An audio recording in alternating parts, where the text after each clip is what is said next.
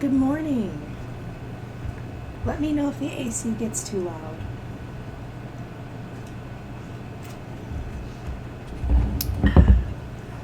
Alright.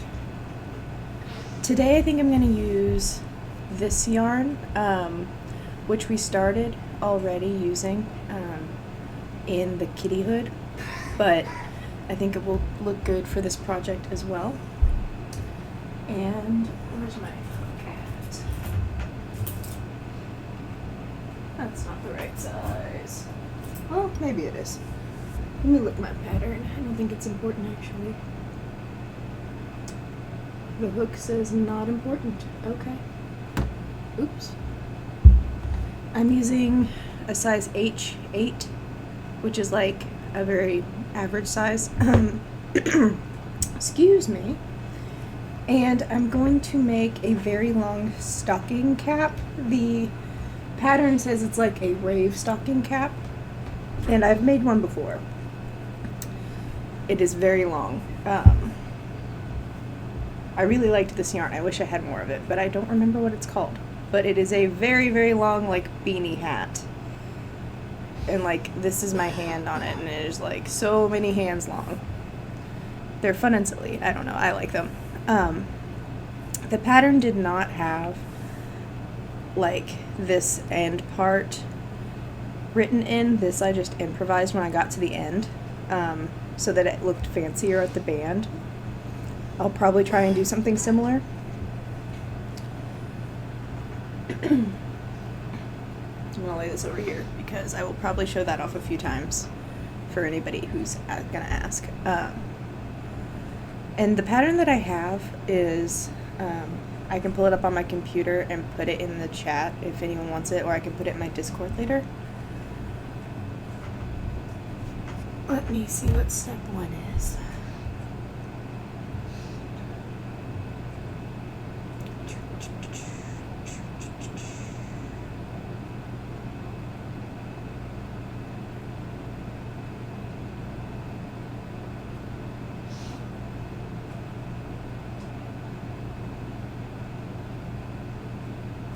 Instructions. There we go.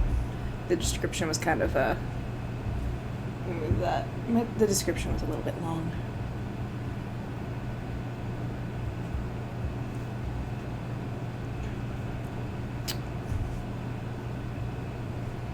Alright, I'm gonna chain 3, and then I'm going to join the chain 3 with a slip stitch into the first stitch.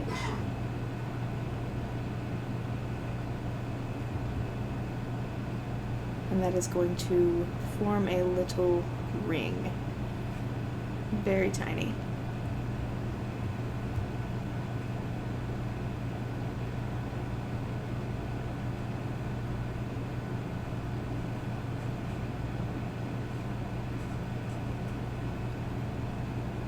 This one says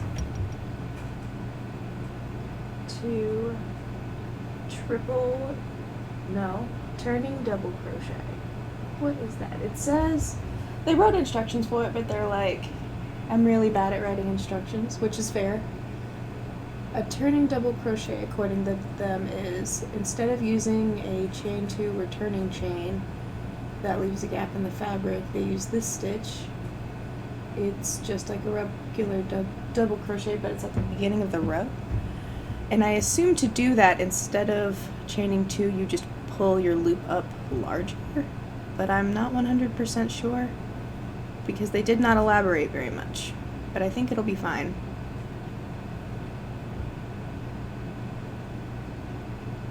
I reviewed these instructions a little bit last night before bed, but not very well, to be completely honest, because I was tired. We went to a little give a rock, take a rock place, and I left a rock that I had found in 2018 that had a heart painted on it, and I got this little pizza slice back in return. Now I do 4 double crochet into this ring. 1, 2,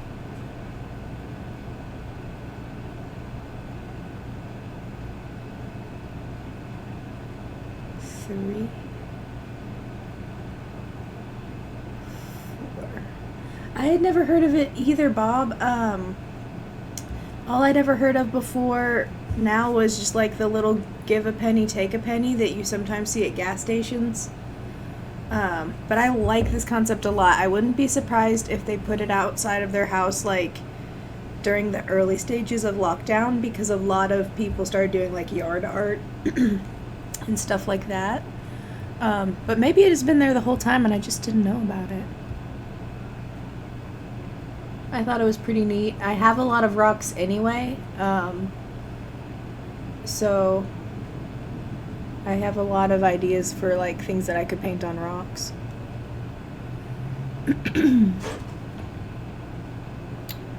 I'm going to do another turning double crochet.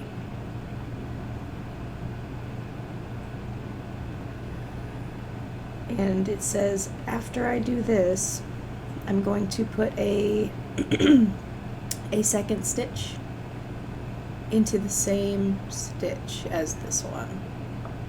So we're adding our first stitch. We are starting at the very tippity point of the hat, and it will slowly get wider. A lot of the rocks were not painted. They were just like small and like interestingly shaped or speckled or whatever, just like a cool rock you would find walking around anywhere, but a few of them were painted.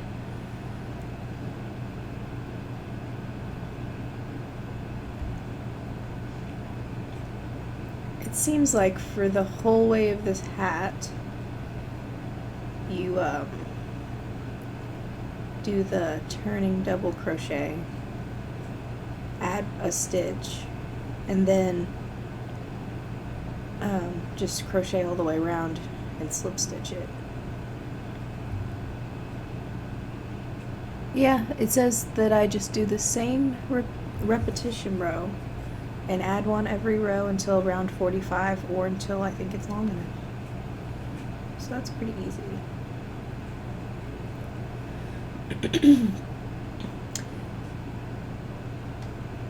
Yeah, it was like they had a little wooden shelf.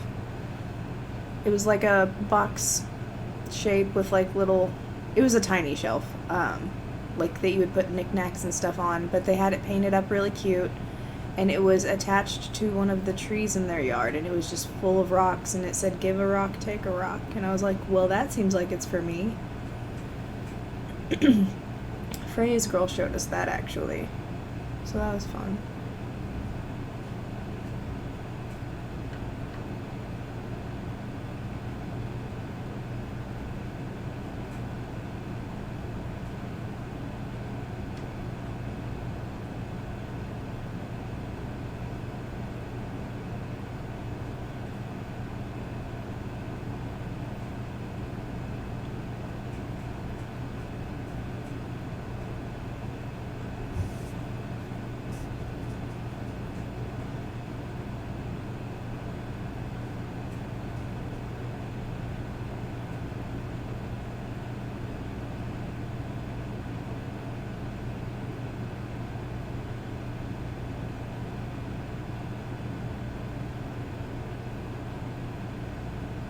I have a lot of little rocks too. I compulsively pick up rocks and shells, and like if there's a chunk of glass that's like, I'll pick up glass anyway to throw it away, but sometimes if it's really shiny or has words on it, I'll probably take it with me. I have a lot of little fossils and stuff.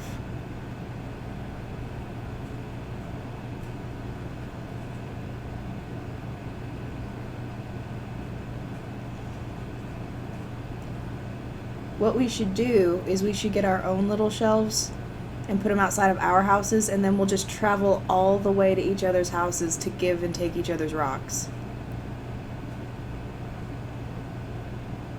Good morning, Stubby. How are you?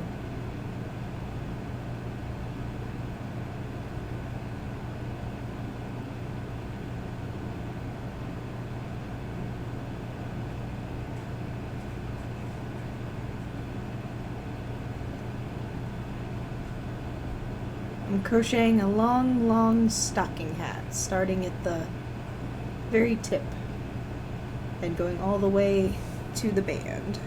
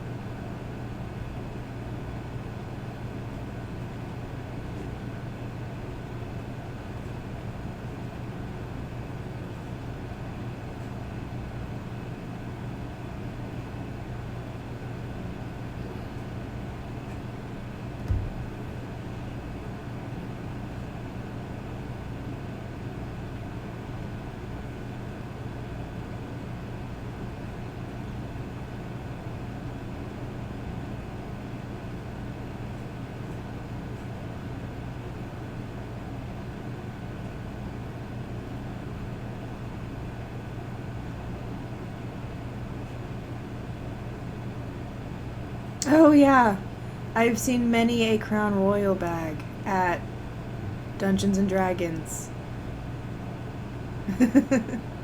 And also at Magic the Gathering events sometimes. Because people will bring all of their nerd shit to one event.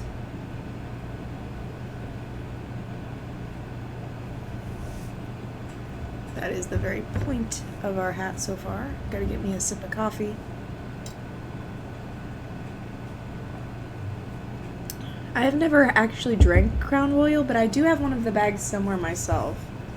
I think Patrick has one too that's like his own.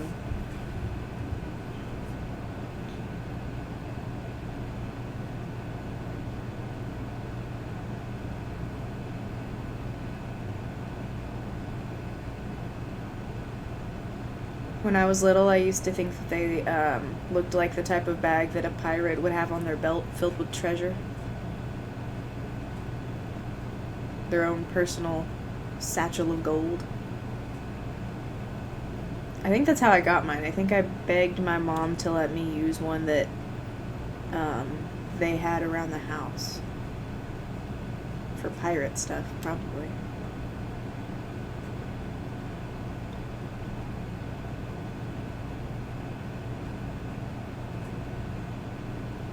Oh, you don't even know, Stubby. When the first Pirates of the Caribbean came out, I was like 11 or 12, and that was such a big deal for me. I loved those movies. And my cousins all liked them at the time. And when the second movie came out, actually, a bunch of us went to the midnight showing in cosplay, basically.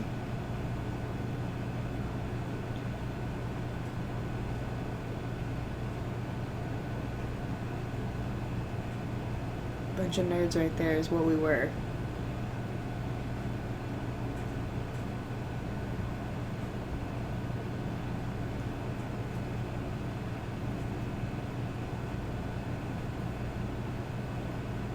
Oh yeah. I feel like that's how a lot of us got our Crown Royal bags.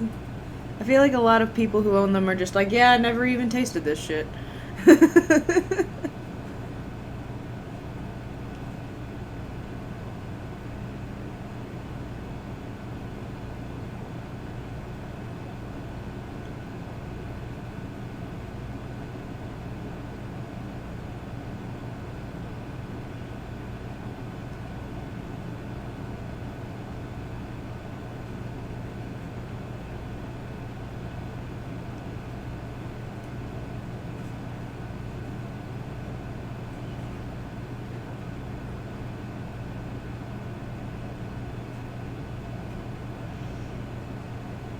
I think that's true. I take being a pirate way too seriously, though. Like, the first time and the last time, which is the same time that I played Sea of Thieves with Patrick and Mitch, I sat so frigid in my seat, leaned forward, that I actually pulled my shoulder, my right shoulder, and I couldn't move it for like 2 weeks, and it was excruciatingly painful. And sometimes it still feels spicy and tingly for no reason. And that was at the beginning of, like, when we moved here. and all we were doing was playing Sea of Thieves, and I just sat so, like, stuck in one spot with my eyes not blinking that I that I wrecked my shit.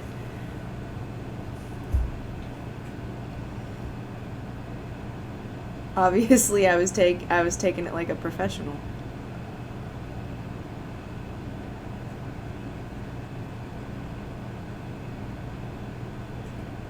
But also it sucked. So like if you're ever playing a multiplayer game and you feel yourself getting really into it, posture check yourself.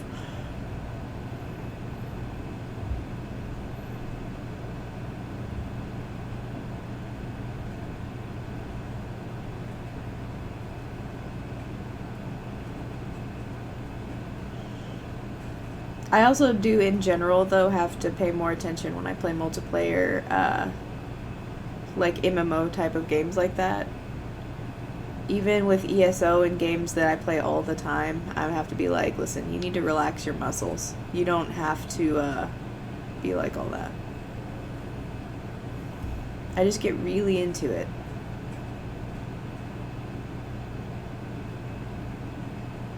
Good luck, Bob. Good morning, Freya's girl.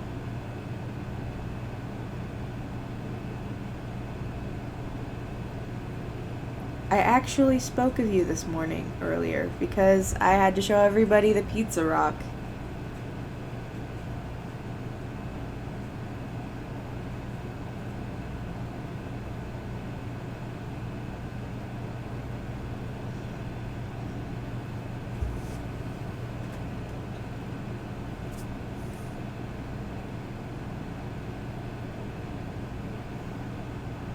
It's probably one of the best rocks I have.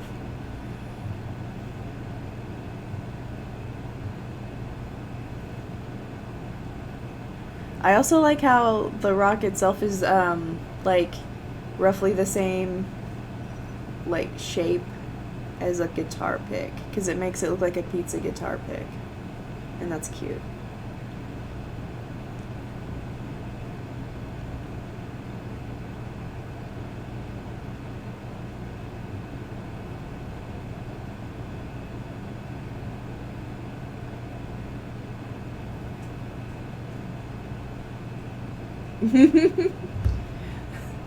We rolled up in the night like thieves to give a rock and take a rock.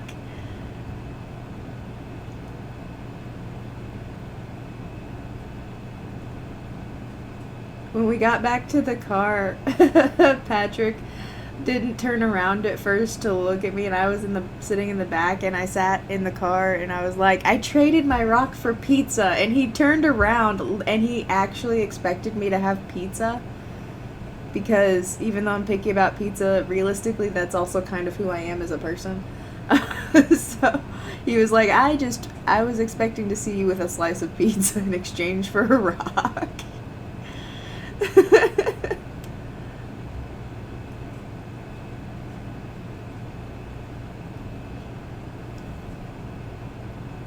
I do have vague Trash Goblin vibes. I will give him that.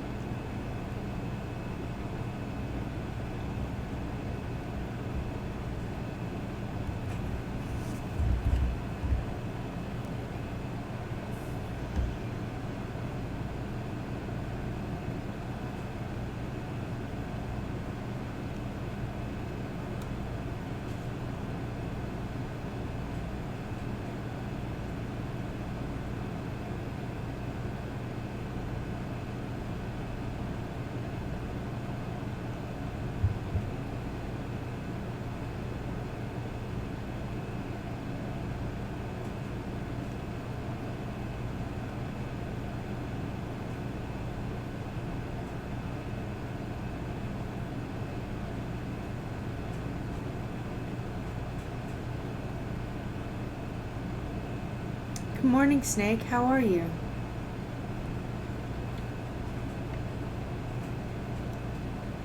Hope you're doing well.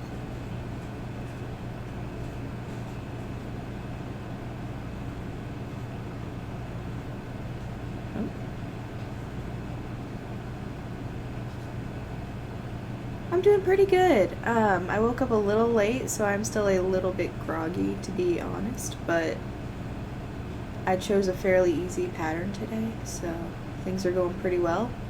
I went to a give a rock, take a rock last night, and I took a rock to this person's house, and they have a little shelf outside covered in rocks. And my rock was about this big, and it had a heart painted on it, and it said love, and I traded it for this little pizza slice rock.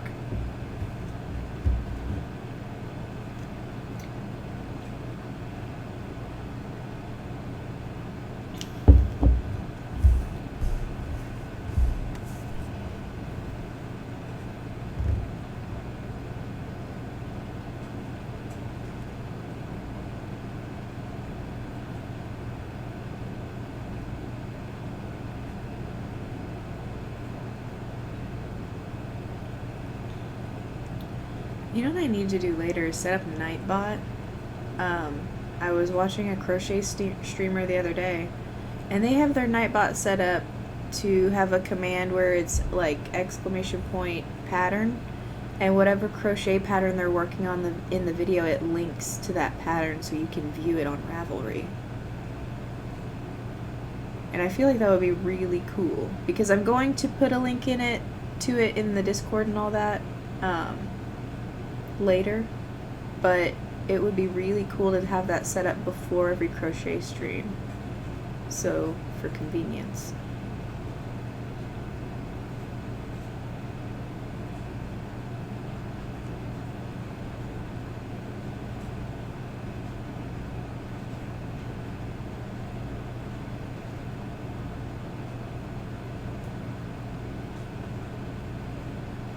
Oh, I know it's easy because I have it, but all I have done with it is disable the commands that I know are completely irrelevant, and none of the other commands are anything but like a few of the standard ones, and I don't think I set them up to actually do anything currently.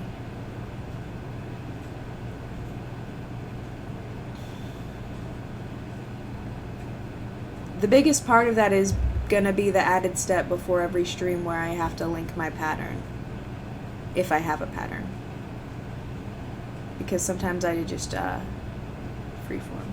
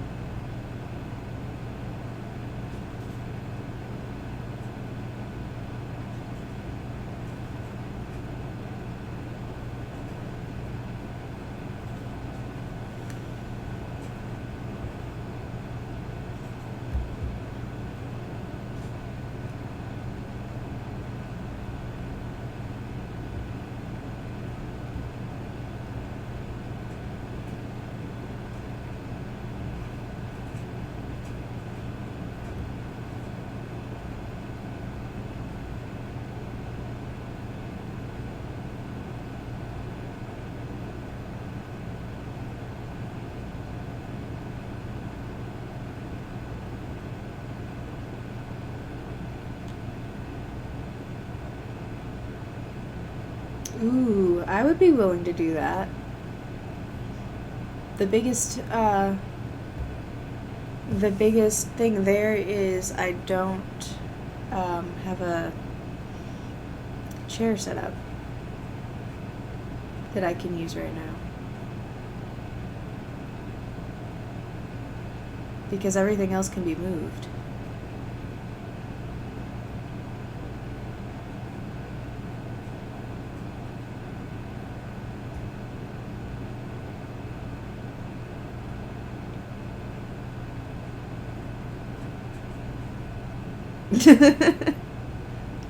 That's fair.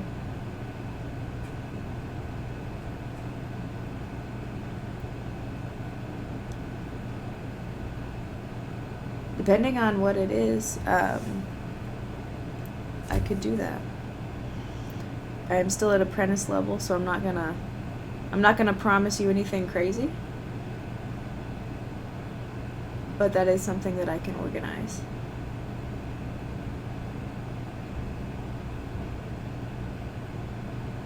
Ooh, that's true. Well, I mean, I've never seen Freya's girl drink or anything like that, so I feel like for the most part it's probably okay. Like, even people who are on blood thinners, if possible, are advised by their artists, like, absolutely don't do it if you need them, but if you can go a few days without them, it is recommended so that you don't bleed as much in the chair, because that's also a health hazard for the shop.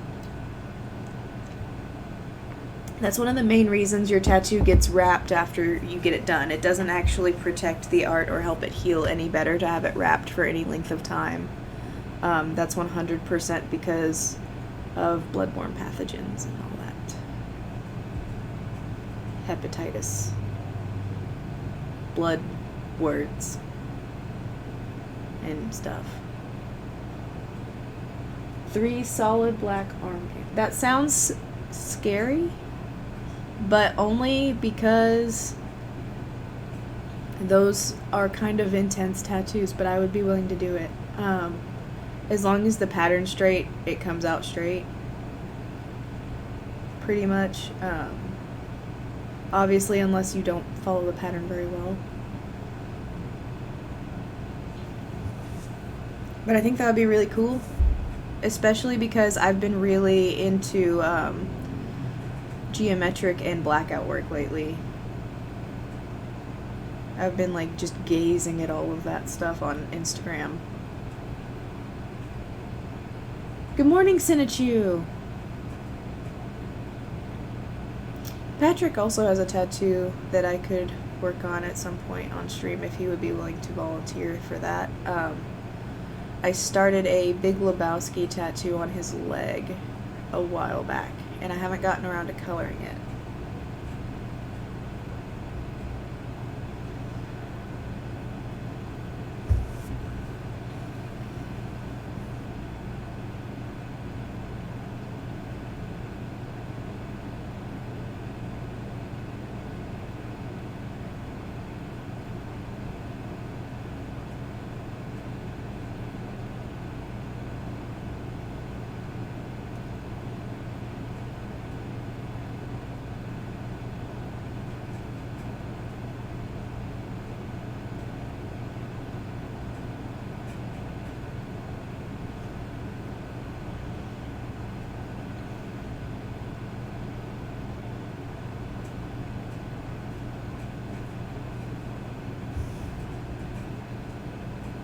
I have actually had quite a few people ask me about tattoos very recently. I need to get my, I need to re-up my supplies and get my shit together and just do that.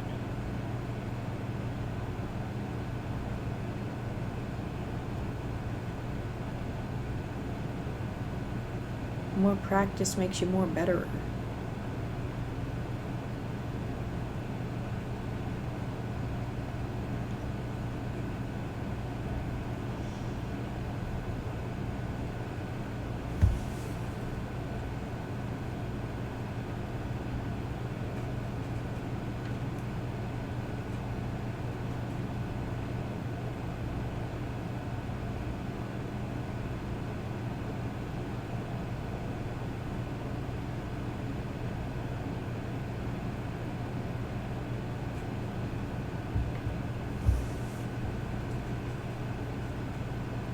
I think it's funny how, where we left this yarn off with the hood and started it up, we just have like a tiny pink nub on the very end of this hat.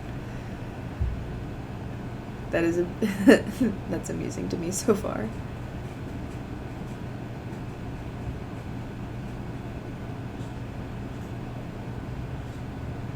Getting more tattoos does sound amazing. I think about it all the time. I have the ability to tattoo myself and I just don't. Partially because it's harder to do on oneself. Like, my palms sweat. they don't really sweat, they just get super clammy and it gets like hard to do it. So I try not to do it on myself too awful much. Also because there's certain things that I want from certain people and I've already got it like kind of planned out, and some of those things I have to wait on.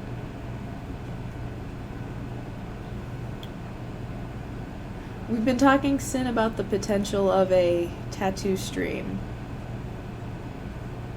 Freya's girl has volunteered as tribute. Oh yeah, and Snake still is wanting one. Snake would like a snake tattoo.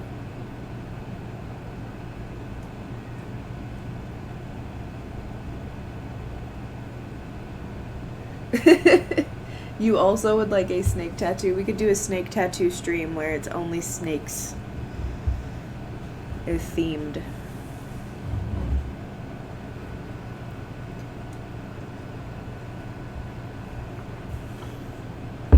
Bob, do you have a snake tattoo, or do you just like snakes? Or am I thinking of someone else, but I'm pretty sure I'm not. I'm pretty sure Bob's profile picture is a snake.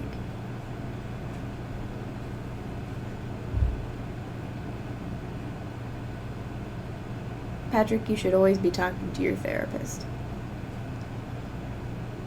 That is what they exist for.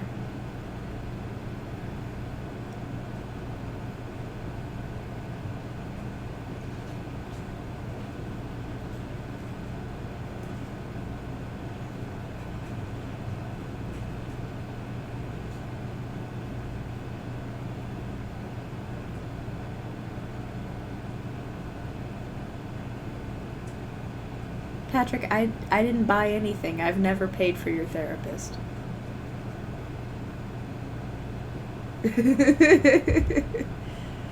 Freya's girl gonna escort you to the therapist and then walk up in there and make sure that you're talking.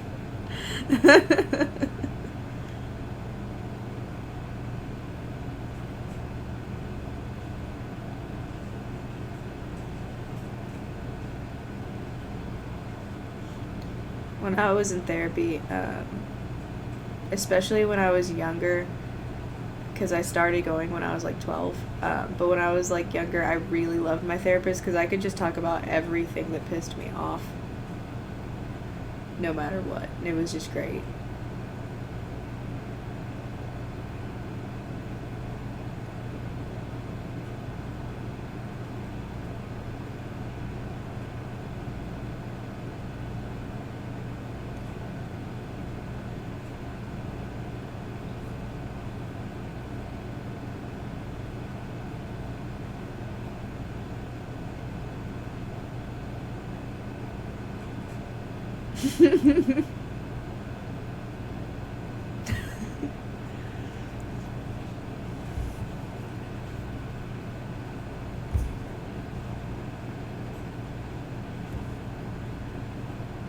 It's true that Freya's girl's on high on the charisma ladder because she got us to go out late at night to somebody else's front yard that we don't know to get rocks.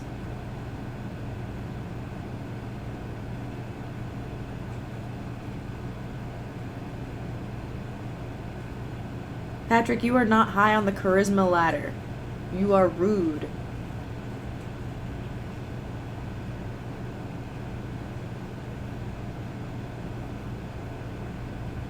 Yeah, we also went into a restaurant.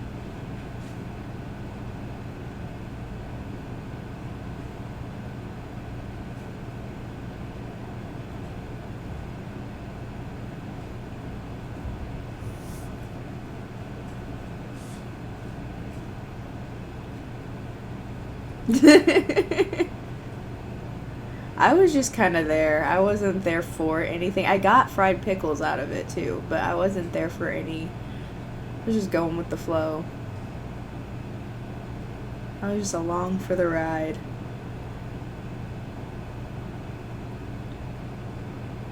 They are, and the ones that I got are the best because they're fried spear pickles, which in my opinion are just way better than fried chip pickles because they retain so much more of the pickle juice flavor.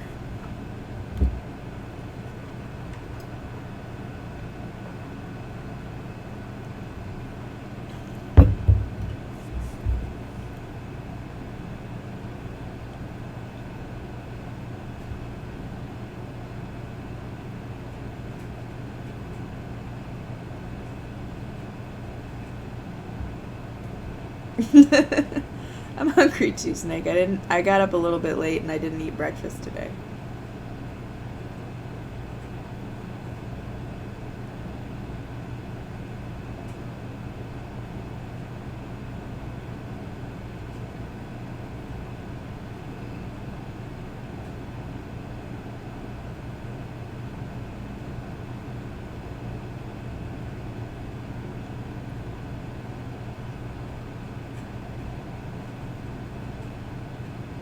In spite of our little adventure, though, I don't feel like I stayed up much later than usual.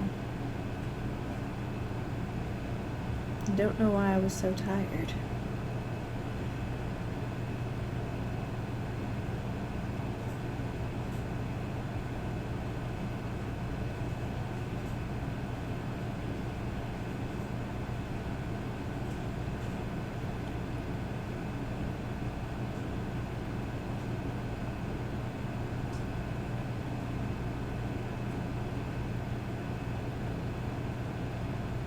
Oh, did we?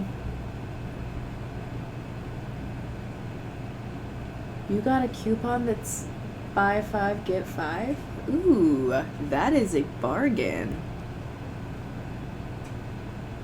That is a fair amount of sliders.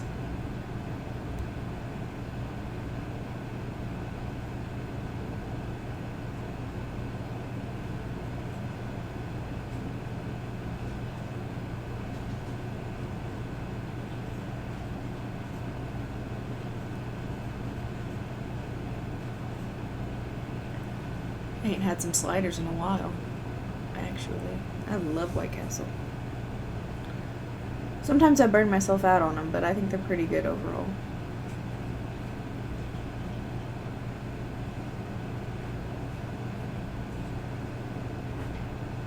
Well, yeah, but like, I don't ruin the stream for Mitch.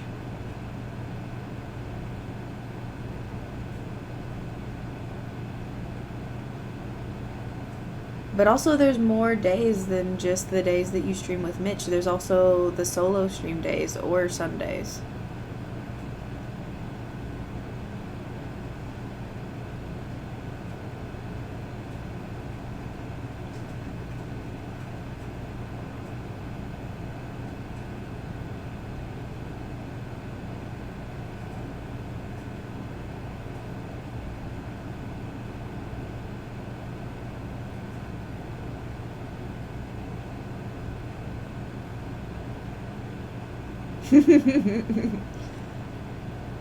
Sliders for everyone.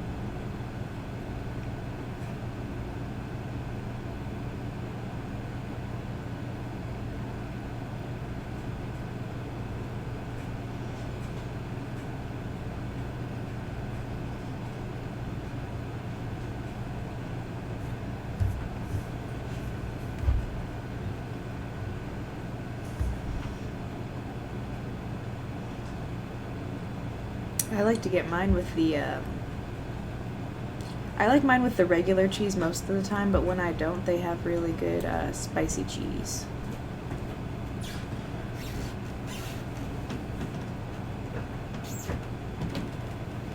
I don't know if it's jalapeno cheddar or pepper jack, but it is good.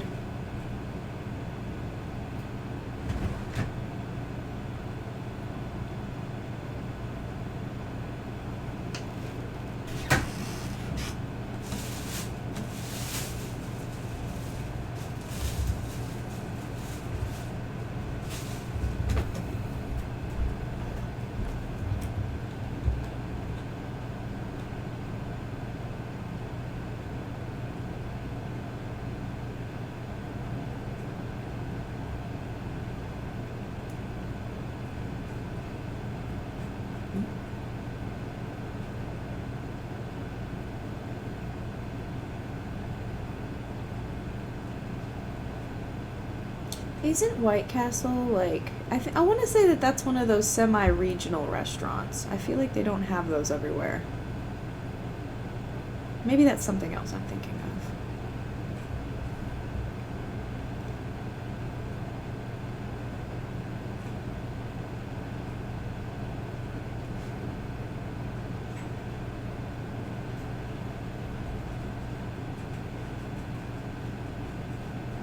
I didn't think so.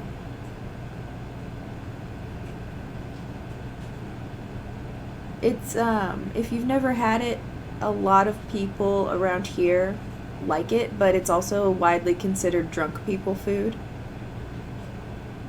Like you roll up at 2 a.m. and that's when you really, really need the White Castle.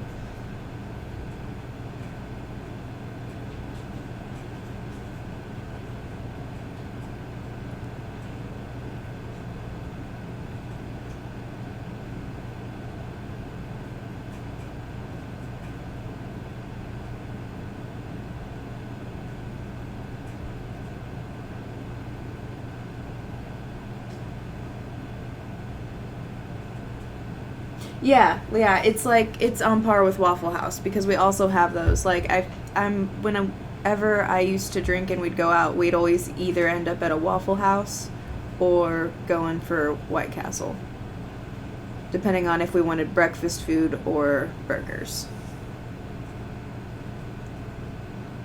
I love some Waffle House though.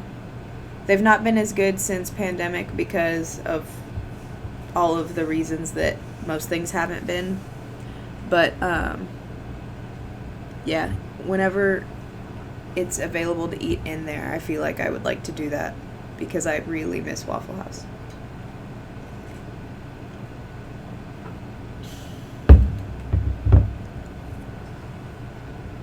Oh, I'm stretching if anyone's wondering because I don't have a stretch command.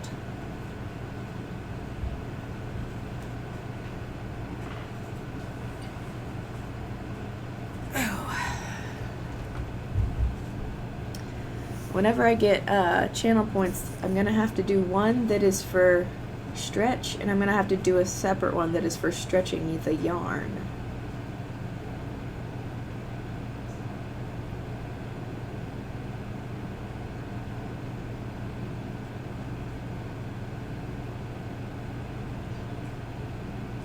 Yeah, but like there was still the same amount of people when we went to do carry out for no good reason, and that could have been happenstance, but also it seemed like it was very stressful on them. And I would rather go whenever I know it's going to be like the good Waffle House experience.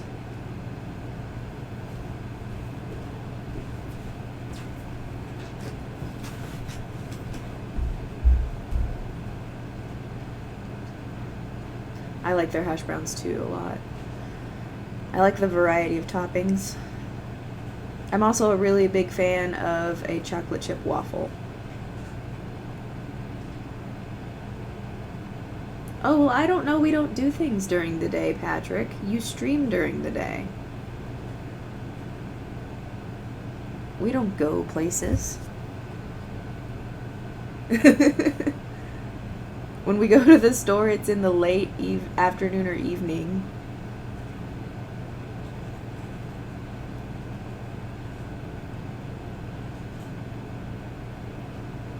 That's probably why I'm perpetually tired. Partially. That, along with already having insomnia. It's this weird schedule we have.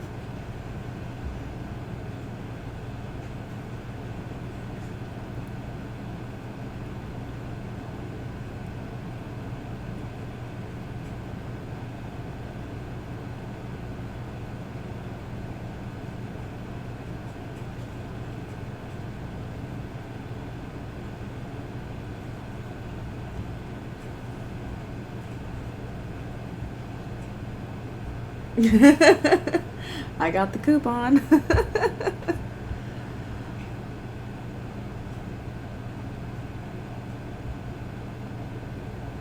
Oh, funny.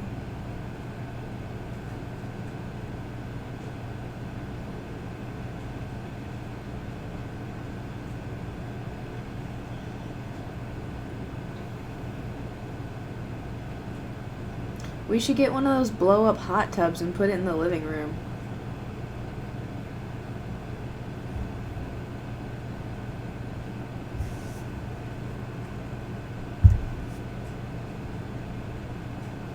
If I didn't think it would fall through the net. Ooh.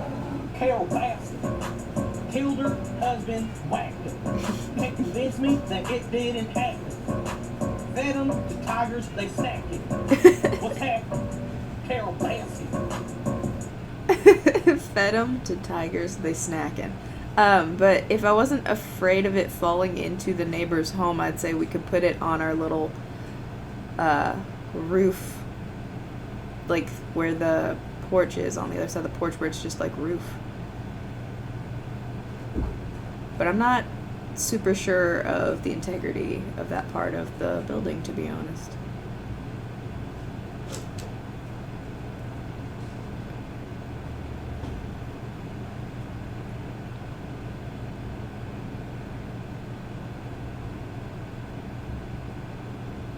Yeah, we just basically have to build the patio over the roof.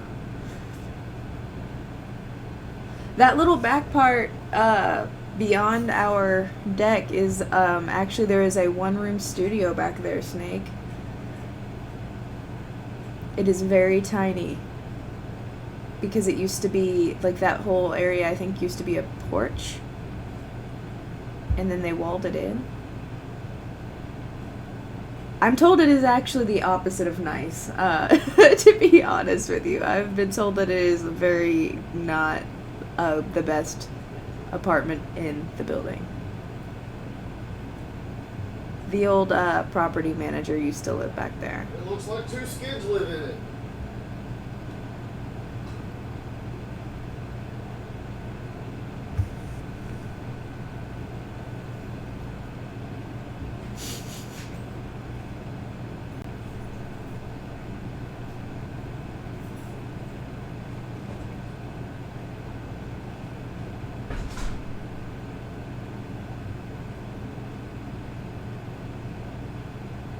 Ooh, I keep dropping these stitches.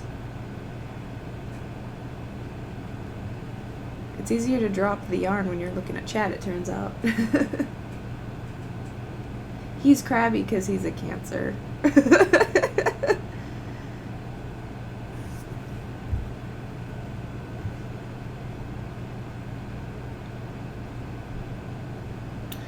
You know what, I might, but I probably won't eat until he gets back from therapy, so that might be something to ask him about, because I don't know if we have plans today later or not. I have no idea.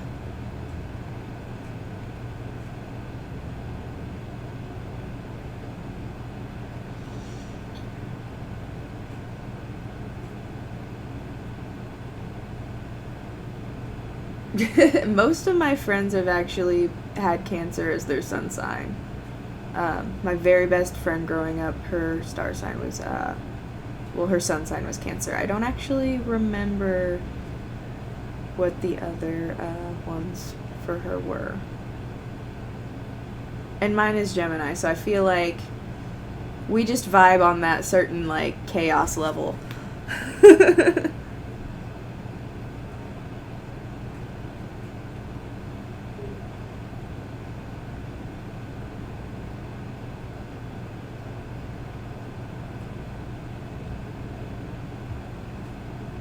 My brother, one of my brothers is a Taurus.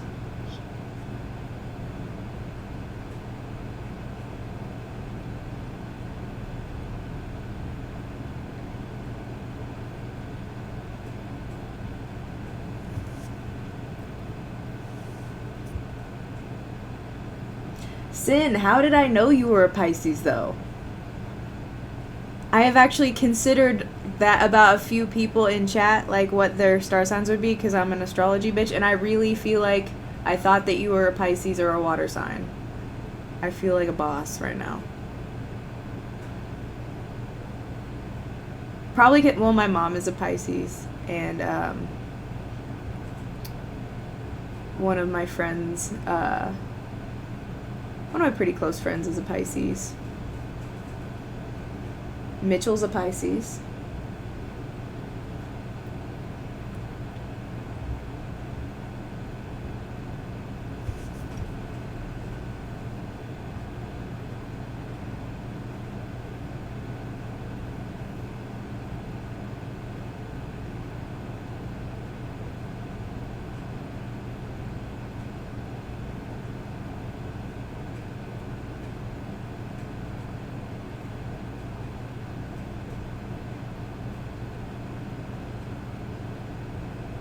I think it is. It's either like the day before or the day after. It's very close.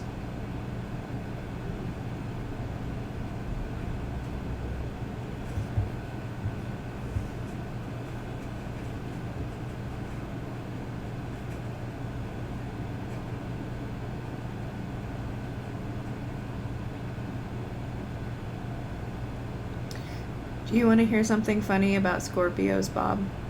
That I read online. It's not mean or anything. I mean, I guess maybe you would be offended if you're like, if you don't like other star signs, but it is, Scorpios are literally just the Cancer star sign in a leather jacket.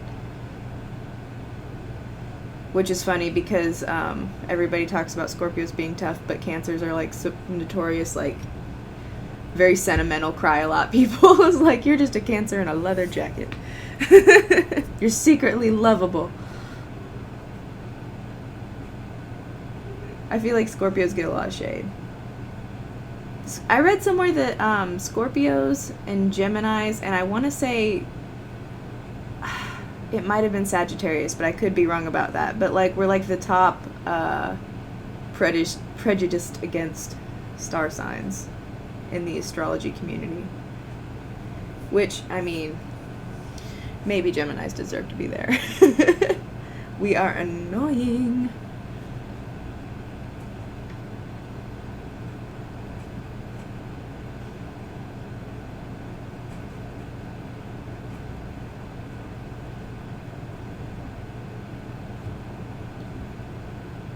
I don't know. I like a lot of astrology, but some of it I don't feel like is, I don't feel like you should base all of anything on somebody's star sign. Like, somebody that I know and have known for a few years and I'm really good friends with, like, technically our friendship shouldn't work out because of how our charts match up. But as it turns out that if you have good communication, a lot of the time you'll still just be fucking fine. Like, you don't have to take it that deep.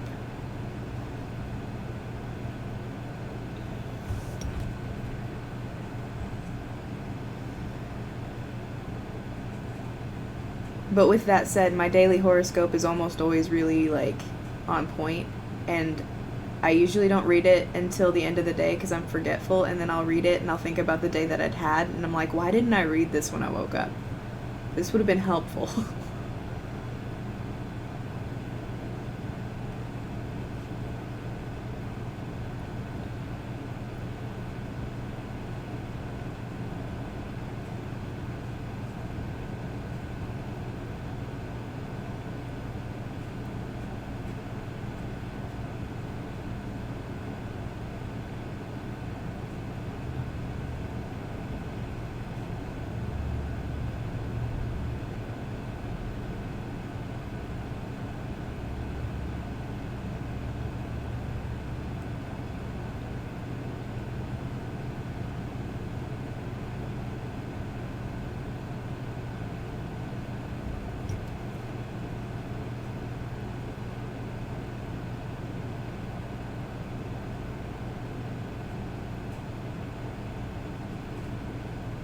Okay, Stubby, enjoy your lurk.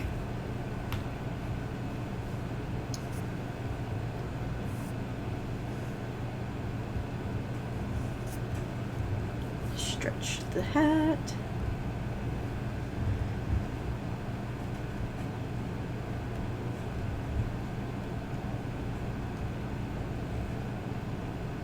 I don't know if this yarn will make it all the way to the very end of the project. I don't remember how much of it we used, but I know that this project should take up most of a single mandala scheme. So we'll see. But if not, I have other yarn that's about the same weight nearby that I can add to it.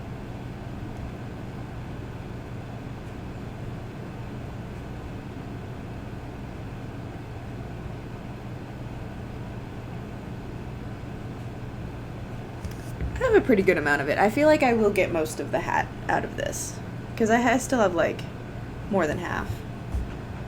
I want to say I didn't use more than like a fourth. I was going to say a third at first, but that seems generous too.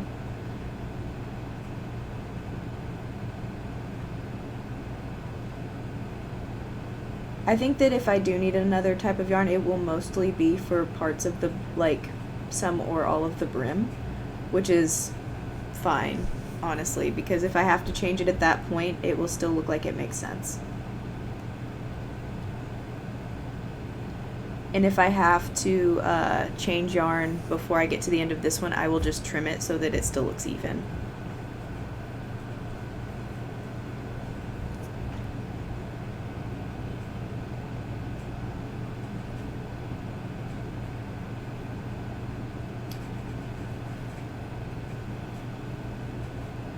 I really need to get like, I don't want the kind of styrofoam ones, but I want a mannequin head. Not like a creepy one, but like one that I can put hats and stuff on for if I want to sell things on Etsy. Like, I wash my hair and I also wash products like after I wear them if I plan on selling them, but at the same time, like, I feel like more people would probably be comfortable just seeing it on a mannequin head instead of seeing somebody wear the product that they're buying, because I make each individual one. And then I can have my mannequin heads model my products. But the ones that I like are expensive. Particularly, there was this store locally called Razzmatazz. They had 2 locations and now they only have one, and it's the farther away one. But they were like the alt store that wasn't Hot Topic when I was growing up, and they had like metal band and classic rock shirts and band posters and jewelry and stuff like that. And they had these mannequins that, like, they had plastic hair, but it was like attached to their head, and it was in weird, like, spiky hairstyles and like bright blue colors, and they had very cartoonish expressions on their faces. They were like the coolest mannequins I ever saw. I don't know how I don't know what kind of one I would have to get, like where I would even get that, but I want a mannequin that looks cool. I also don't know if that would work because of the way that their heads are shaped, though. I would have to pick one with like mostly laying down hair. But those were probably the coolest mannequins I ever saw.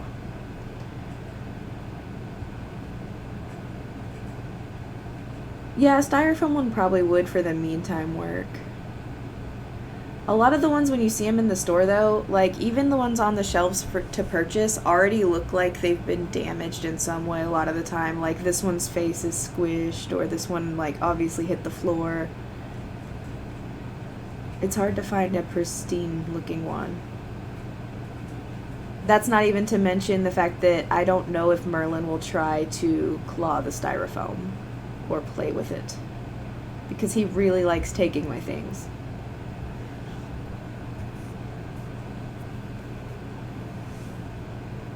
And if it has like a texture or smells plasticky, he really loves plastic.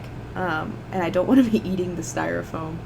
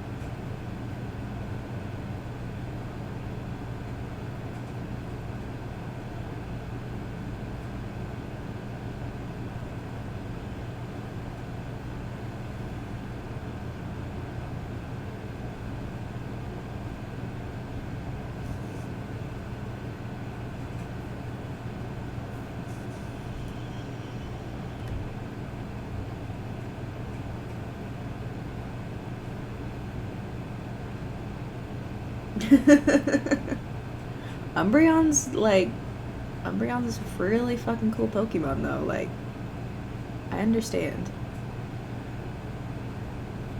I've always been a pretty big fan of the evolutions in general, but Umbreon and Espeon were like a big deal to me. Psychic and Dark Pokemon are some of my favorites, just because of how cool they are.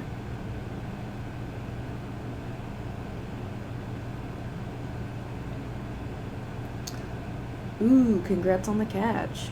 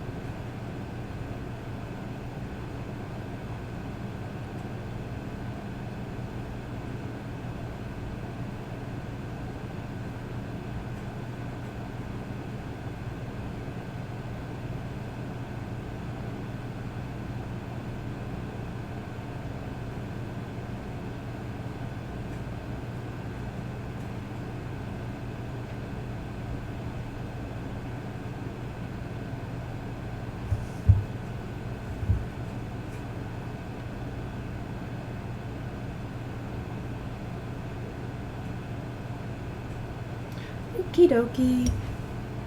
That sounds good to me.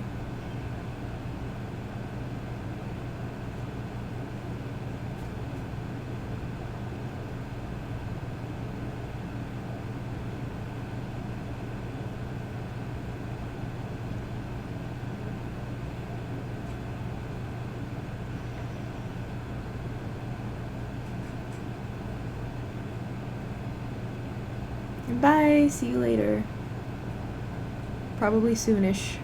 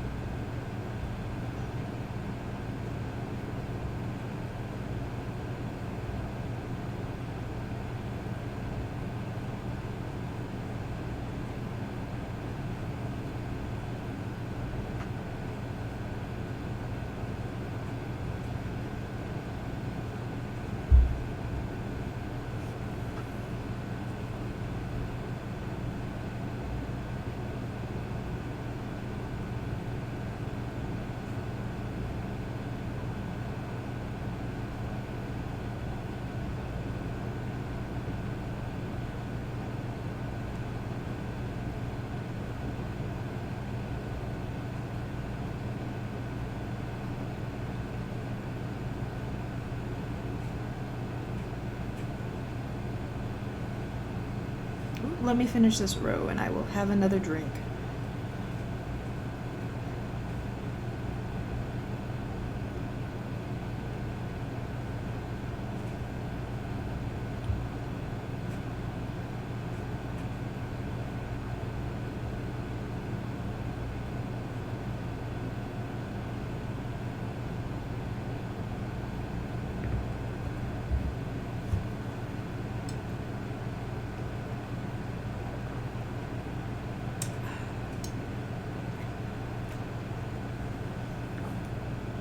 I also need to remember to drink it so that it doesn't get too room temperature-y, because like I don't mind room temperature drinks by any means, but if the last time I had coffee it was hot and then I hit it later and it's room temperature, I'm gonna be very mad at myself. Time is a hard concept for me, and I just wish coffee stayed hot a little bit longer whenever I'm trying to do other things. It's too easy to forget about. Same with tea. I'll come back to tea all the time and I'm like, I made this as hot tea, but now it is cold tea. And I am having sad tea.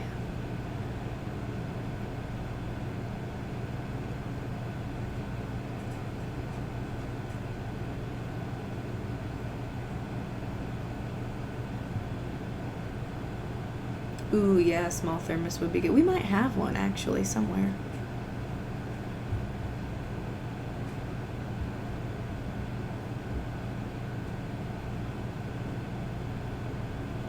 Yeah, that's also a good point.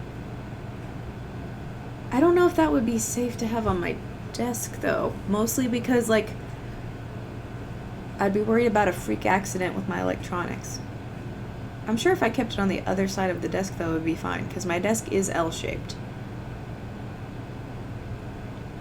I could keep it on the far end, away from everything else. A mug warmer is one of those electric, like, disc things, right? Am I thinking of the right thing?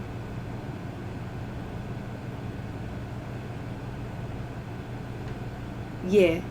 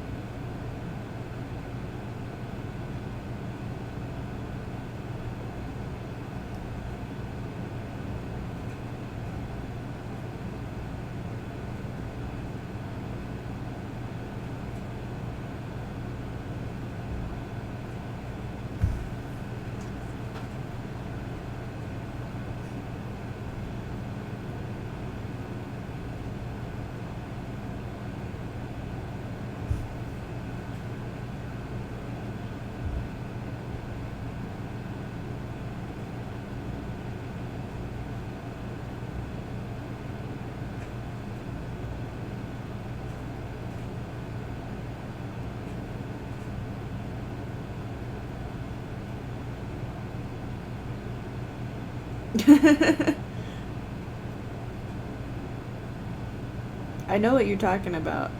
Those are also known as mug warmers technically, so you're not wrong. There's the kind that go around an actual like coffee mug, and they usually have little buttons and stuff. And then you can also make one that's like a sleeve that goes around, like more travel mugs. I've thought about making those, but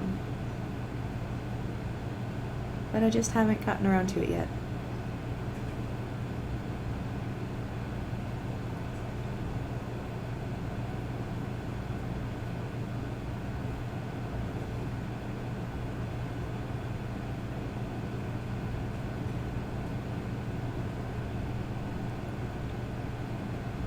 I could probably make you one of those if you wanted.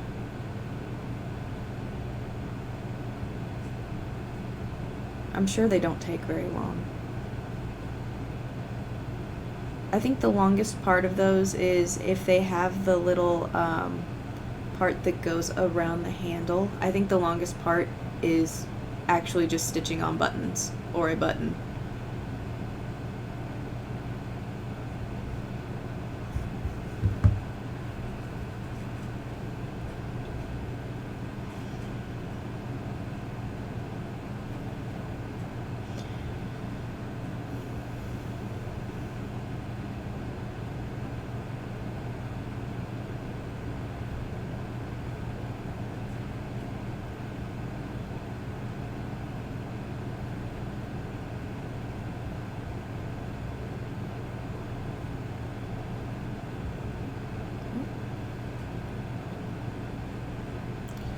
I think I'm gonna do this row, and then I'm gonna take a quick bathroom break and refill my coffee cup. But that won't take me very long.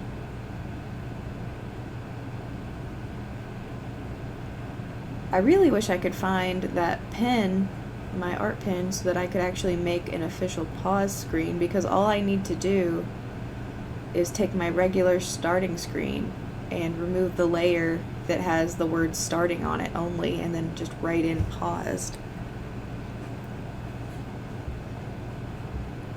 But without my pen, the touch screen, I am not nearly as good with using my finger on it.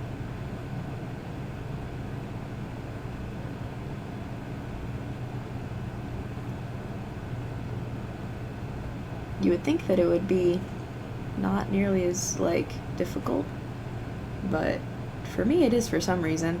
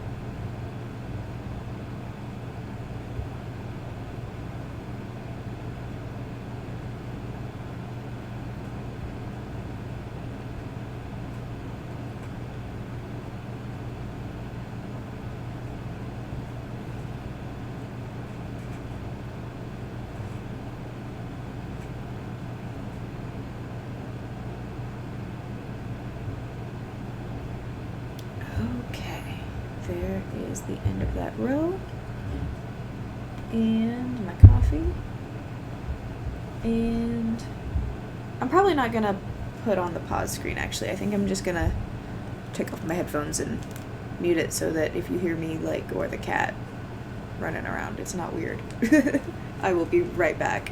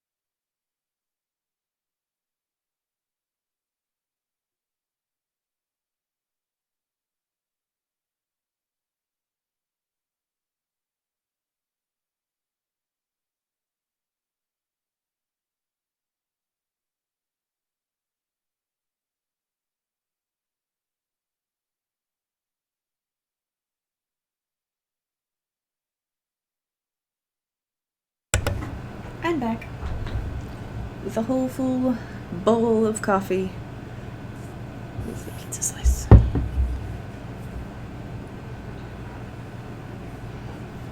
I also turned on a little overhead lamp, but I don't think it did anything. But it's not too dark, it's fine.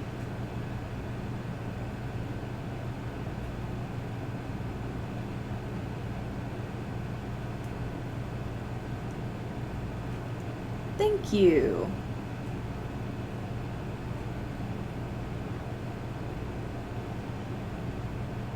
I also had to go and bother Merlin. Our bathroom is incredibly sunny. It gets like the best lighting in the whole house.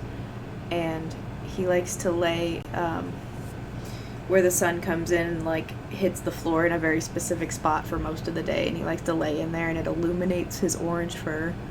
And he just looks so much like an angel instead of like a grumpy little bastard. And so I always have to go in there and bother him and just touch his little face. He gets so annoyed.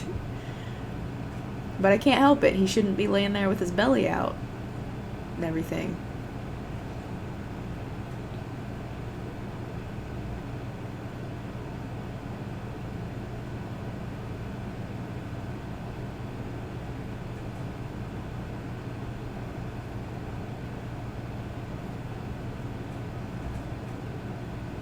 He also likes to lay in the bathroom sink a lot.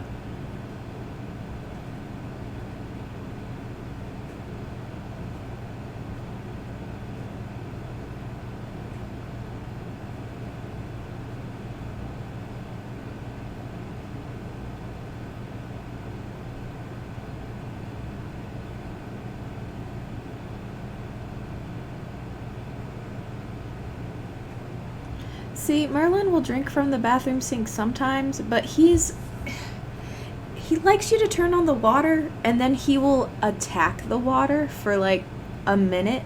He'll just try to aggressively bite it, and then all he wants to do is watch it forever. But he prefers the kitchen sink because he likes to get in the sink while he watches it.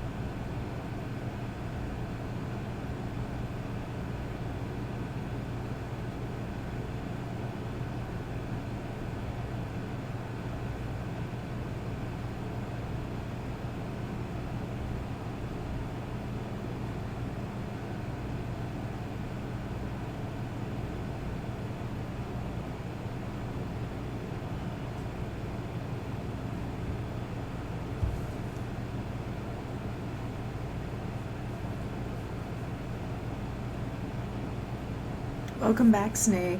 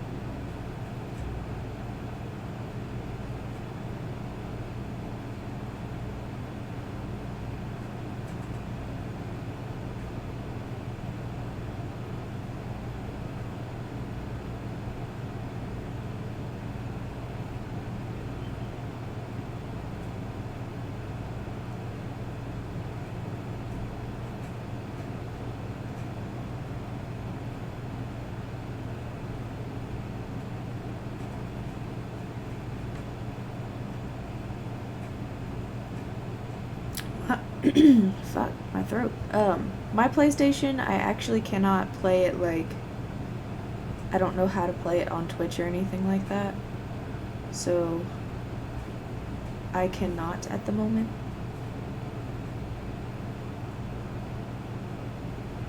I don't know if Patrick ever figured out how that aspect of it works. You are right, I do need a drink. I keep talking and not drinking, but talking about how I need to drink more.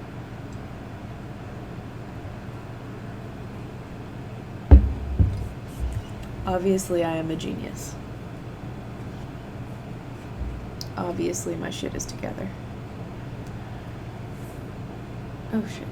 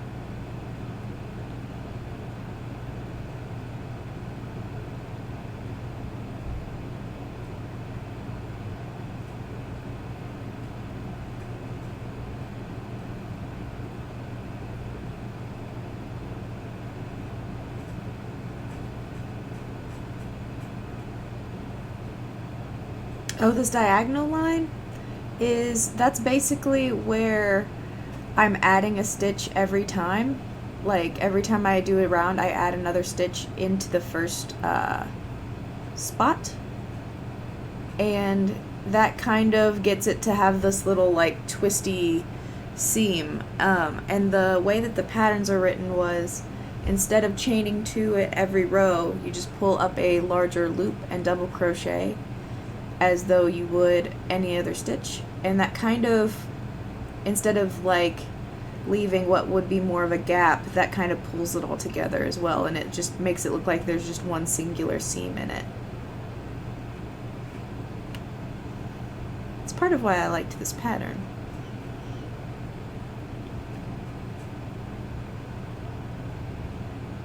I think it makes it look,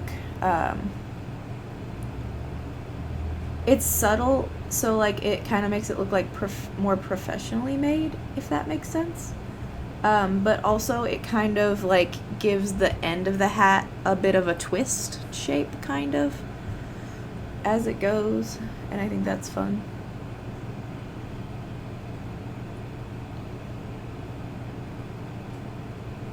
Not quite into a spiral, but a bit of a wave to it.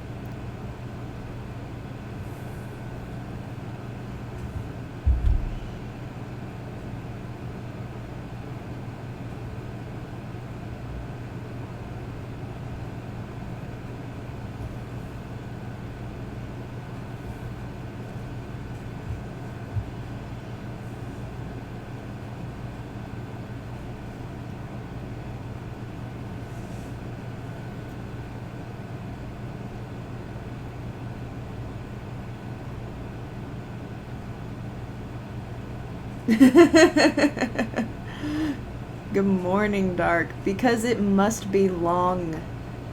I can't explain why, it just must be long. Actually, I will show you, because I don't think Sinichi was here. This is how long it is right now. But I don't think Sin was here when I showed my first hat that I made.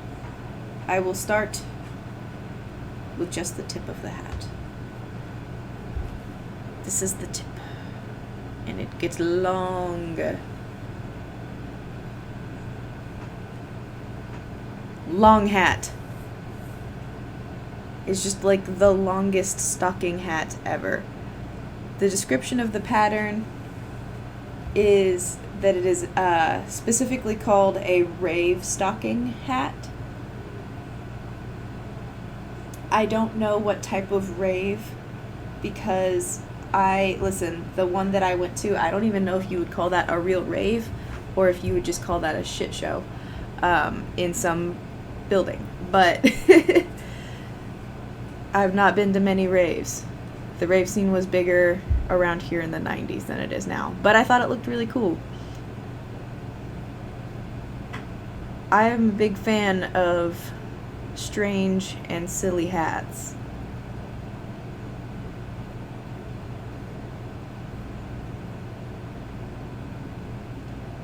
Long hat is good hat.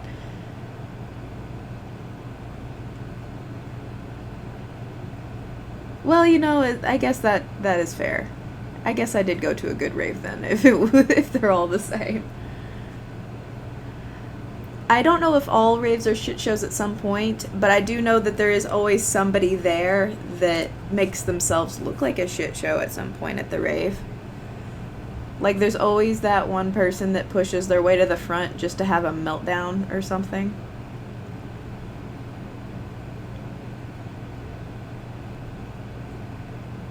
And that person is always just, like, for some reason also one of the most sober people there somehow. Or they're just only drunk. And it's like, how are you... You're acting wild. How are you not on more things right now? This behavior is strange.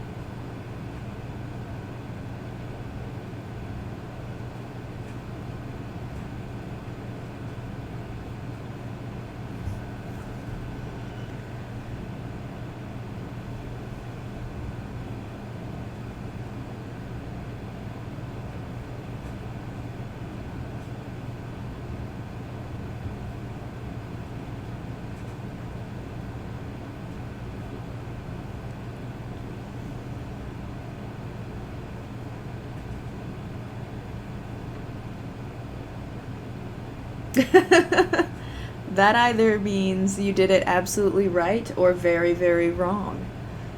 There's only two things that can mean at a party.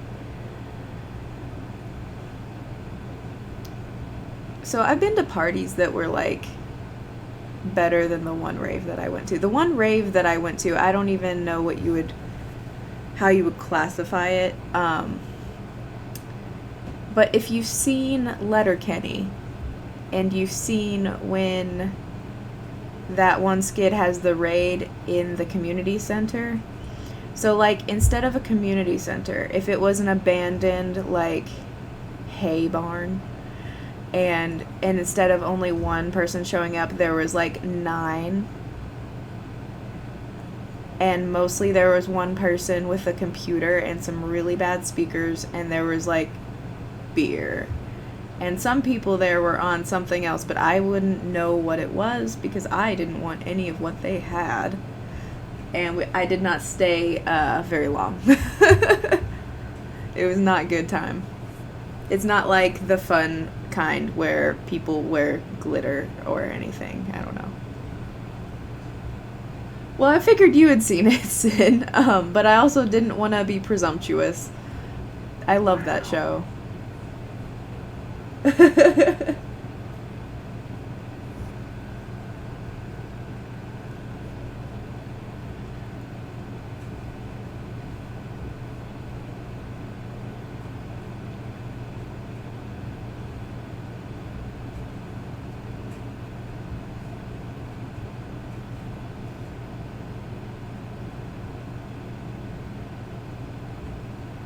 Wow.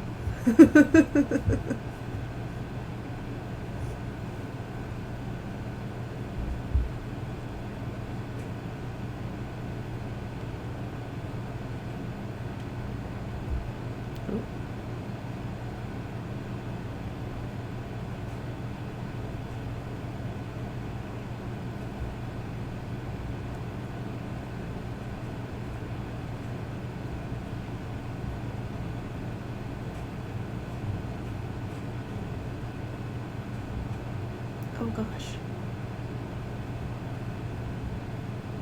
Every time I drop my stitch and it just hangs there in the air for a minute, I have a mini heart attack. I don't even know why, because nothing's gonna happen. Even if I pull the stitch out, like, it'll be fine.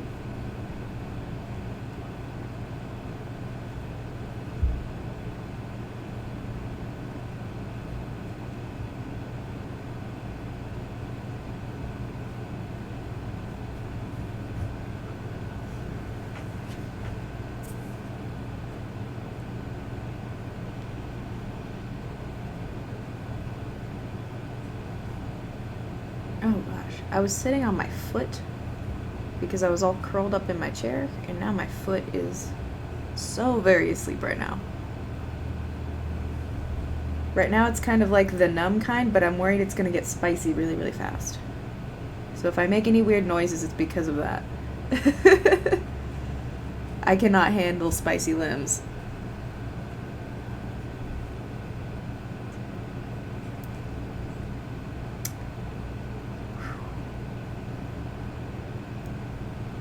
I'm trying to like I'm trying my best to move it as minimal as possible, but also like I still have to move it so it'll fix its shit. Ugh. I don't know why I do these things to myself.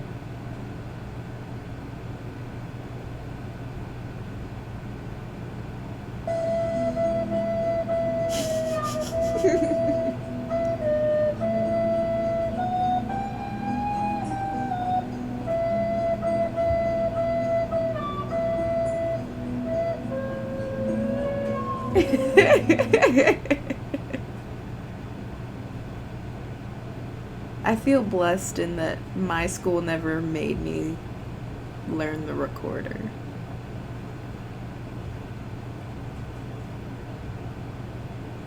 I don't know why. I don't know why that's the instrument that was chosen, but it's public school's fault that that exists, in my opinion.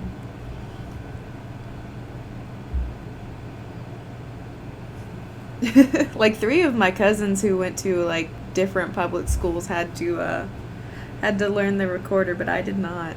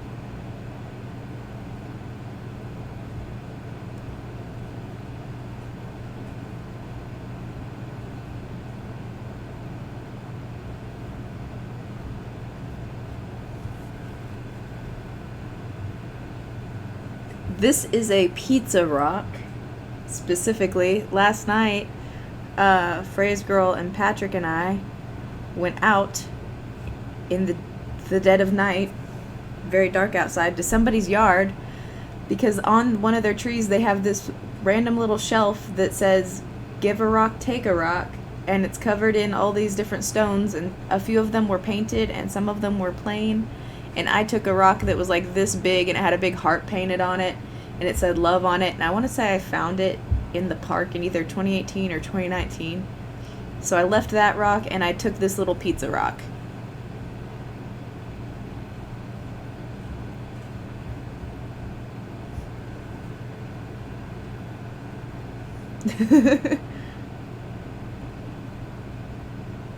I was pretty hyped about it. And when I got back in the car, Patrick didn't get out of the car, he just waited for us to get back. And I was like, I traded my rock for this pizza. And he was like, why would you take, and he turned around, he was like, why? And then he's like, oh, you mean a rock painted like pizza. Because apparently he thought that I was just gonna come back with a slice of pizza in exchange for my rock. That rock was worth way more than a single slice of pizza. It was worth 2 slices of pizza. Or 1 pizza rock. That's how it gets mathematically broken up.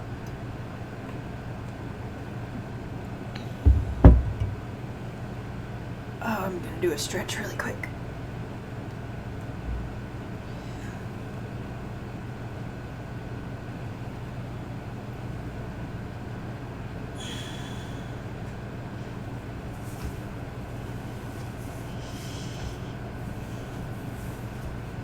I eat a lot of pickles, and I drink pickle juice, and my favorite sandwich, and my favorite sandwich is peanut butter and pickle sandwich, which a lot of people think sounds gross, but is surprisingly good.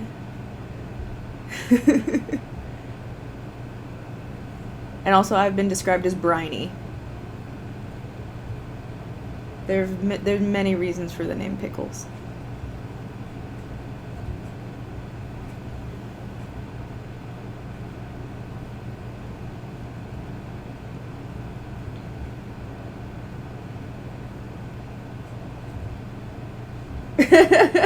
We did talk about pirates earlier today, Sin, so maybe, I don't know. Oh, pickles actually pickle juice is really good in my opinion if you have a hangover. I like it for that or any day. But I will also like eat pickles a lot if when I would drink, I used to eat a lot of pickles. I used to drink specifically like pickleback shots a lot because you can make those easily at home.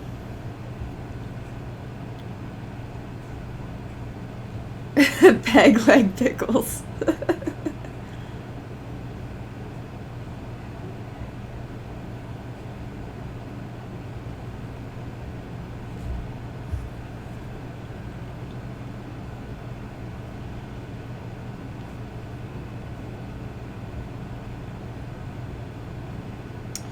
Well, I like to think that I had a choice of poison, but the reality is that I would drink whatever I could afford. But my favorite was bourbon.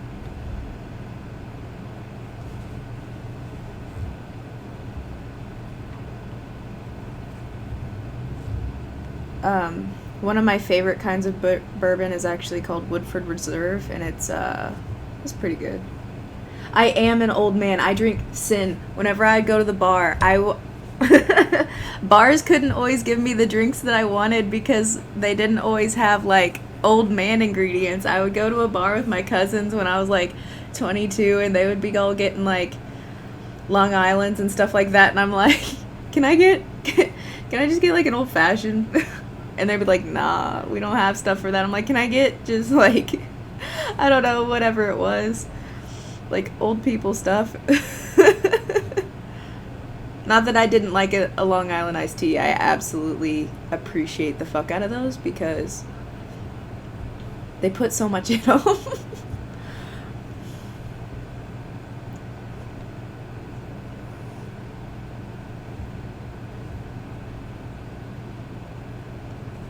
That's not to say I didn't drink my fair share of beer, cheap beer. Definitely have done that many times. Like if I'm going to do one of the things where I like drink like 2 to 4 times a year total nowadays, and only a little bit, like if I'm out, I will probably get a PBR or something. Like nothing that is too crazy.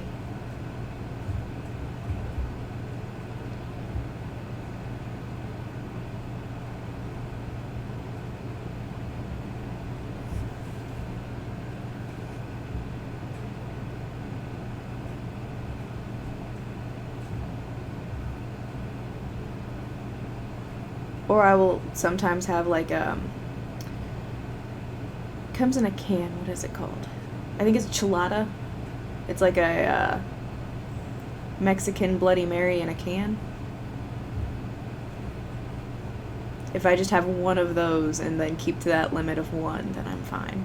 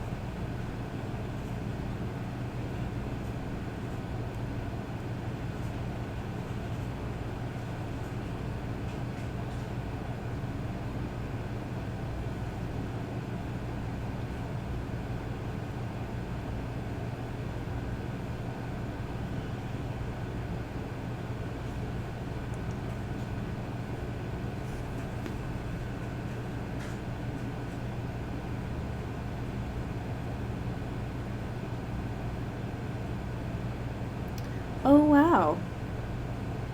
That doesn't seem like it was supposed to happen.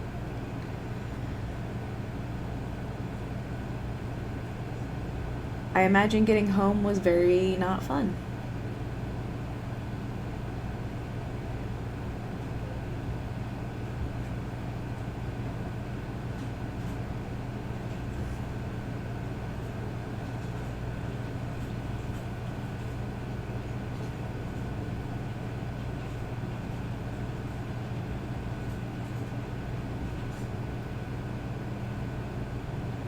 Right.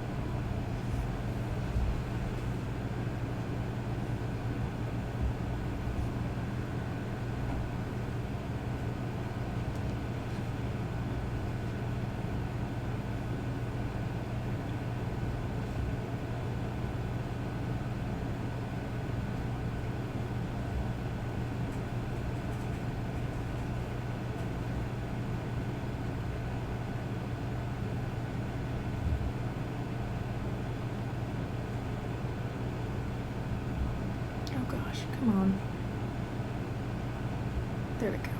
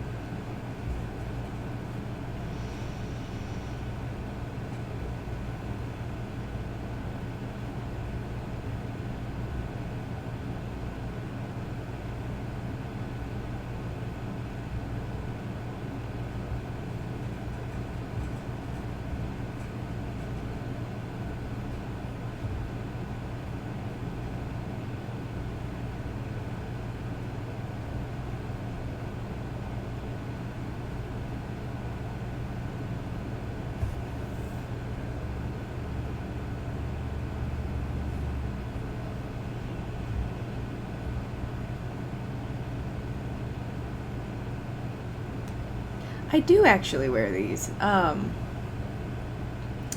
like to anywhere that I go, and definitely not as much in the summer, but I do wear all of my weird hats and hoods and stuff. I get a lot of compliments on them too. I usually like to wear them to like events and stuff where it's like not quite as obvious in a crowd. You probably wouldn't see me in these like just shopping at the Walmart. You would see me in different hats that I've made, but like maybe I'd leave this one at home. Just because People of Walmart is actually still a running website and I'm not trying to see myself there.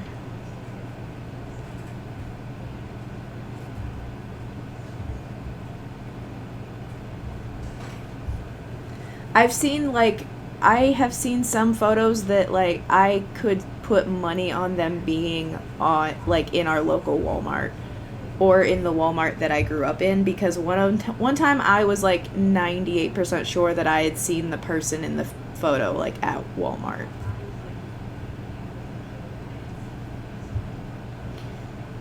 So I know that the photographers be lurking.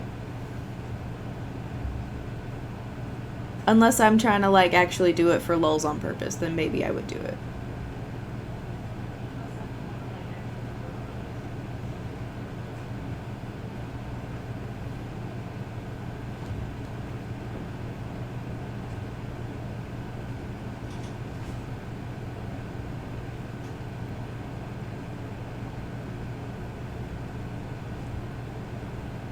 I do have this really cool beret that I made that I wear out, and it's black at like the part that goes around your head, but the whole like top of it that you see from the back is an evil eye. So it's like you see it on a lot of jewelry. I believe that it is Turkish, but a lot of Jewish people also use it, and it's like a blue eye, and it's seen on beads and stuff like that a lot. People think that one's pretty cool.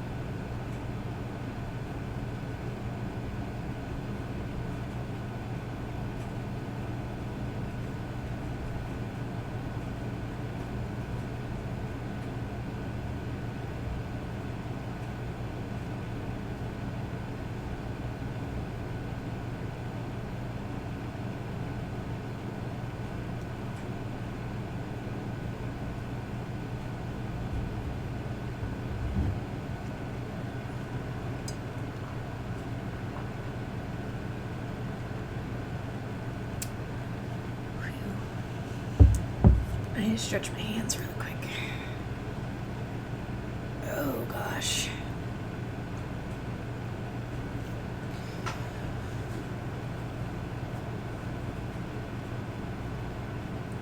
Whew. This is getting pretty long, actually.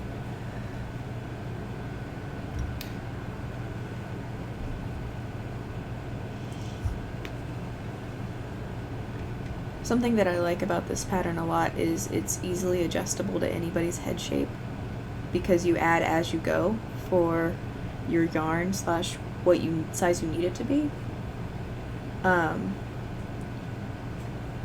So ultimately I could, like, you could stop much sooner for a child-sized hat or go longer for an adult-sized hat, and it would be very easy to size, because you just, like if you have mannequins or something like that, you would probably size it to that. I know for like babies, a lot of people actually just use lifelike, like accurately sized baby dolls. If the cat would allow it, I would make him a stocking hat too. But I don't think he would go for that. I tried to make him a beanie once, and he didn't really understand what was happening. So I didn't force it on him. I thought about it, but I did not. I figured if he wanted to wear the hat, he'd let me know. It could have just been the colors that he hated, you know?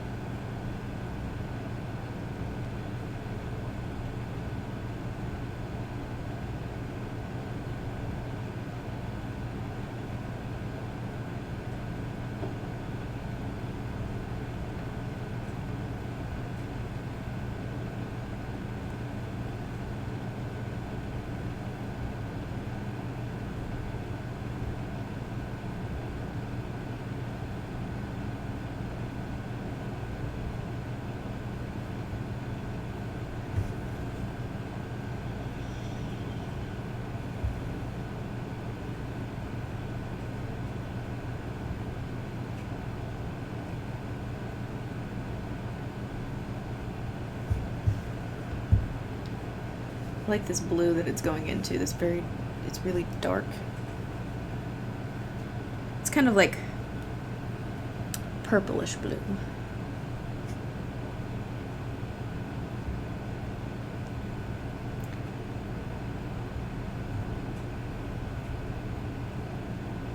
Go through the loop. It is coming along quite well. And welcome back, also. I want to say I'm like maybe we're about halfway through, maybe. I don't know. It's not quite big enough for me to try on yet to check the size. I usually start doing like the brim of a hat when it feels like it would almost be too tight, but because the yarn stretches, that's usually the optimal point to start it so that it has a snug like brim on it.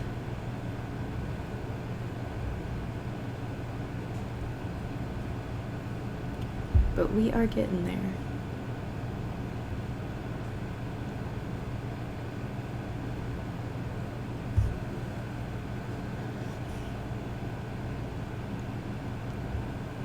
Where does the name Cookie come from? Is that just similar to me being Pickles?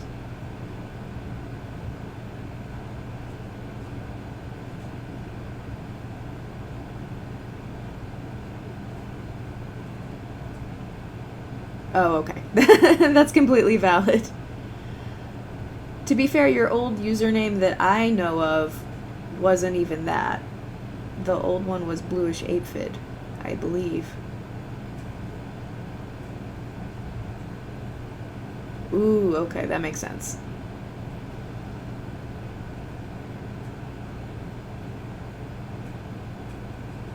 That is sheep. All these names that are nouns. It is hard for me to keep up. And is sheep... Does sheep play with Quinn? Too? Like, this... I feel like that's who plays... Okay. Okay, I am slowly catching up to all of this. I'm really bad with names, though. To be completely honest.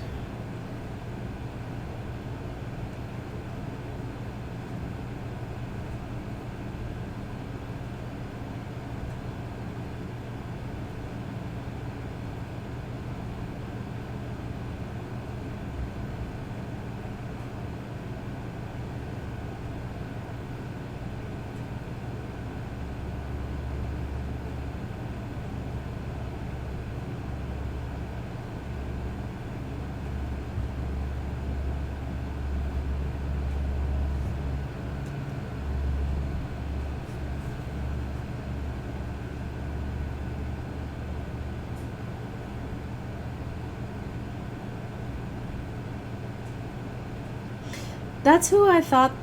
Okay, that's what I thought, but also, isn't that the same person who one time, like, we all as a chat decided not to give him any help because he kept killing people?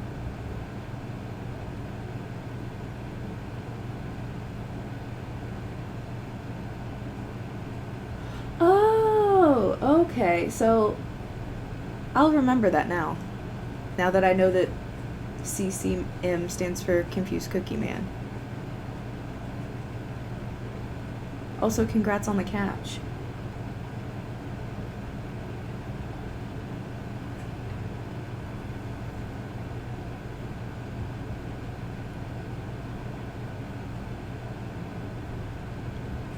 But yeah, there was one time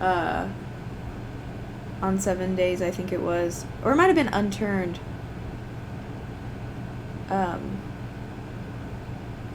I don't know, like, either he killed Quinn, like, on purpose, and then also was, like, kiting monsters, and then everyone was like, you're not getting any help now.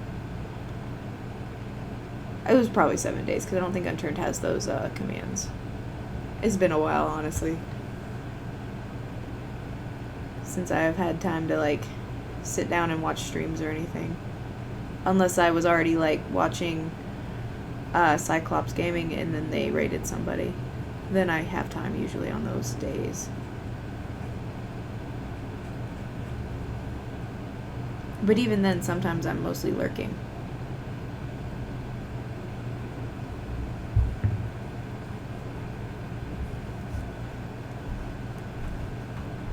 Stretch the yarn.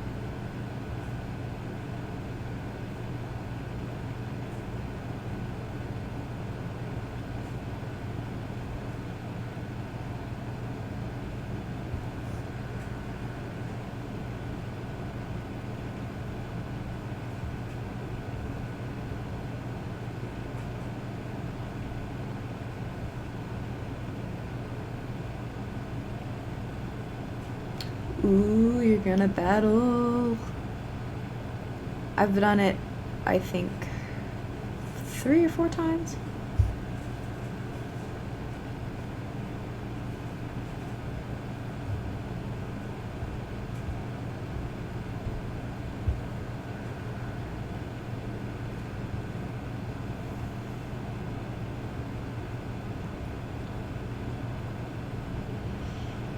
I've never changed my username on here.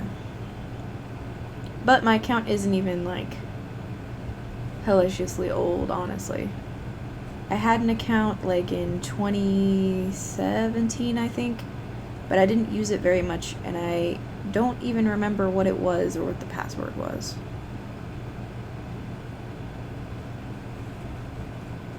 And I only used to watch, like, a few people, and I never chatted.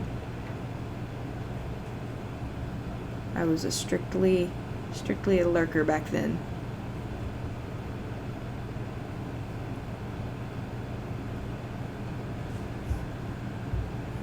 Part of that, though, was I've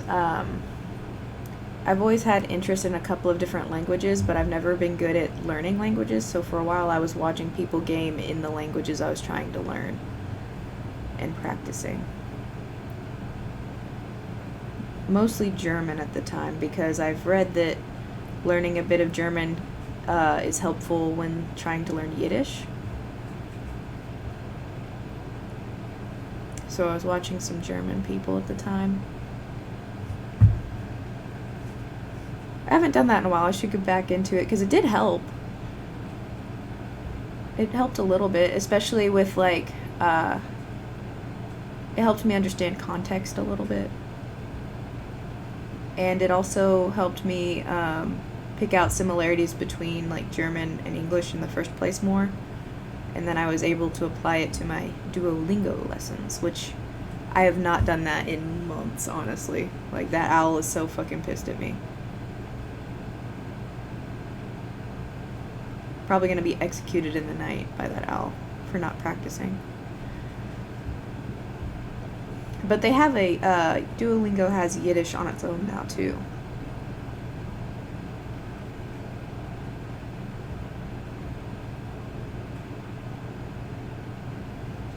Yeah, it does now. It has, and it took them long enough, honestly. That was one of the first things I looked for, and people have been asking for it for a really long time.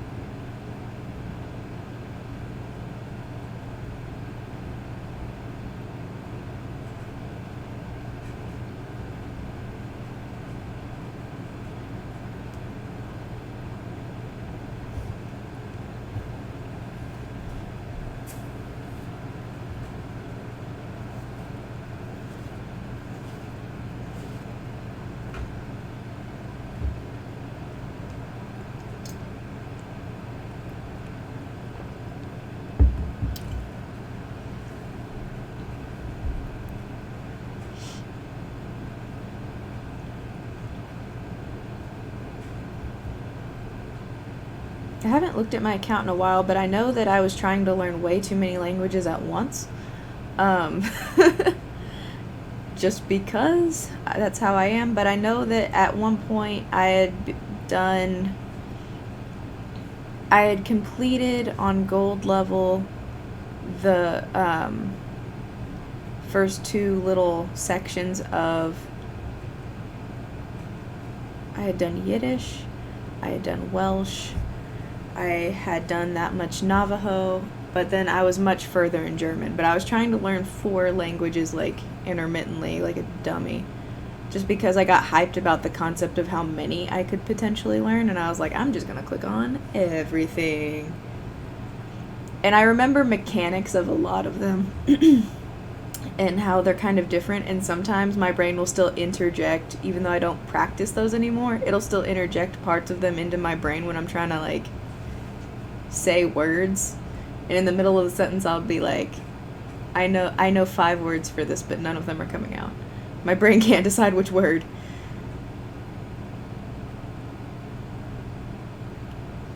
Languages are cool, though. I like them. When I was a kid, I used to try and invent my own alphabets and languages for no good reason.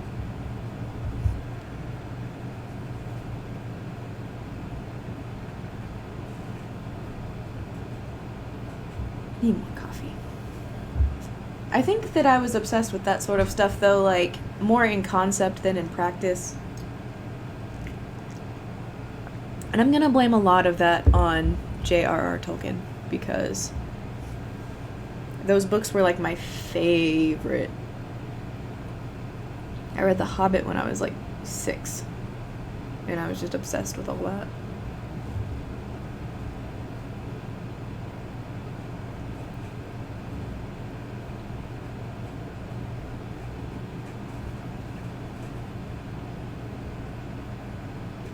Oh, I understand. I I have not been super good at the battles. To be honest, though, one day I did 2 battles, and both times in a row, it was someone whose Pokemon automatically smashed me, and it was the same person both times, and that kind of got on my nerves.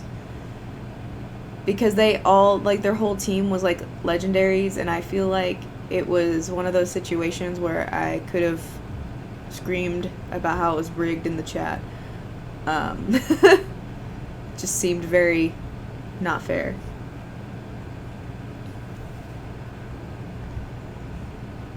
I don't know, I just don't like getting randomly matched with the same person twice in a row.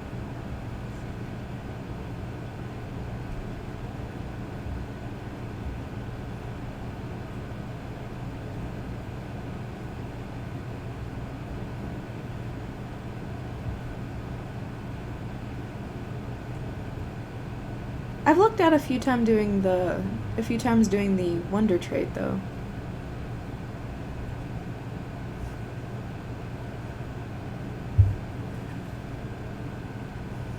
That's kind of what I was thinking, Stubby. I was like, this is random, but unless we're the only 2 people in here, which I guess could be a thing because of how small the group of people that actually use it is, like, that's the only thing that I could see. But also the fact that they only had the best of the best Pokemon made me feel like,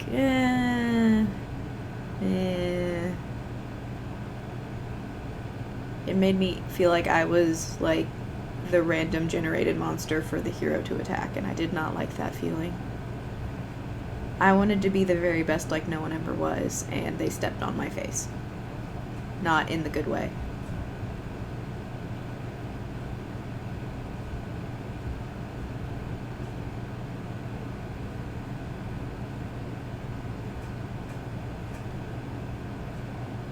If you wait the 2 hours that you have to trade, you could just trade your bad stat Pokemon back to the Wonder Trade and see what you get.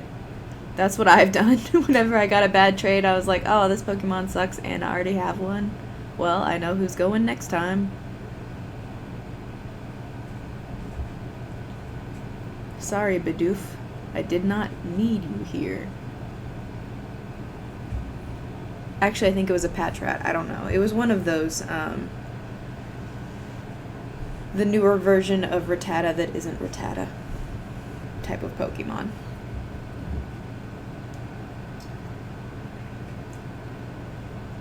I wish you could battle trainers, like, by their trainer code in Pokemon Go. Like, I wish you didn't have to be super close to them. Because then you would be able to just battle your friends, and you would know that it would be more fair, or at least more fun. I wouldn't mind losing nearly as much if it was, like, battling Bob or Quinn or something.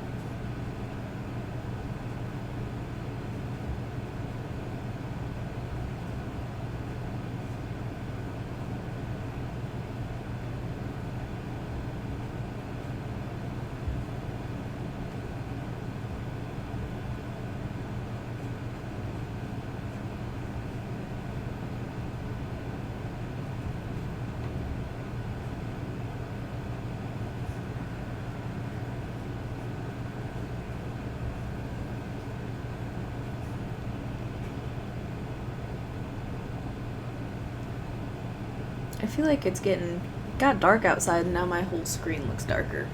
And I just now noticed. Oof. Well, I don't know. That helped a little bit.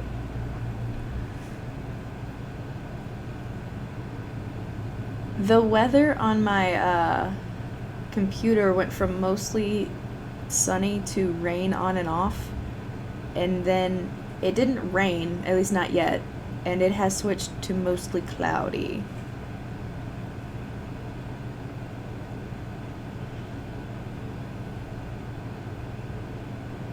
So I have no idea what it's gonna do. You catch with a different Pokeball by doing exclamation point Pokecatch and then just naming that ball. So like Ultra Ball or Cherish Ball or whichever one you're trying to use. And you don't have to put a space between the words I don't believe. I usually do, but like for Ultra Ball, if you just type it as one word, it's fine.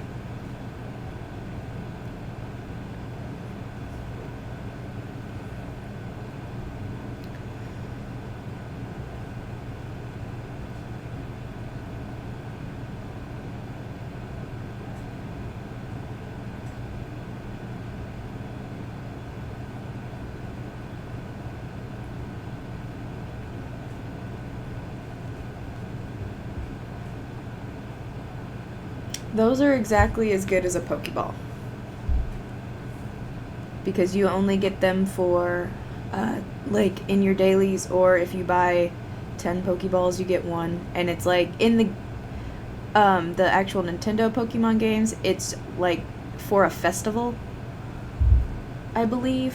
But you also get them as a promotional item. I think they're only, like, for a festival in the show and not the games. My Pokemon trivia knowledge is a little bit rusty. Especially because I'm mostly familiar with the Indigo League season.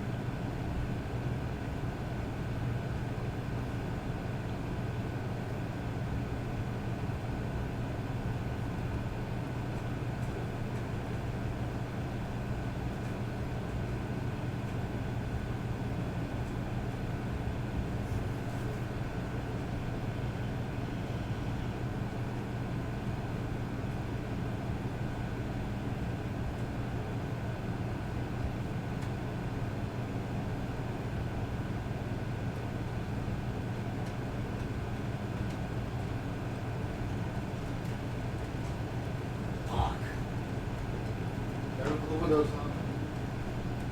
on. Oops, I hear some raindrops.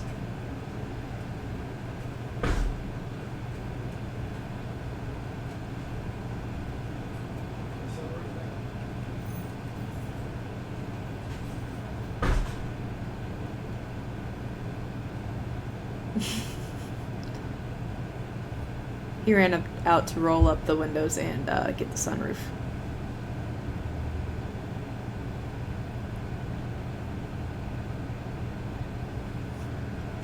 We have had wet seats before because of reasons. Because we're both very forgetful. Mostly. Actually, there was once or twice where Mitchell came home and it was starting to rain and he had to re-roll up our windows for us. He was like, I just took care of it. It's fine. I'm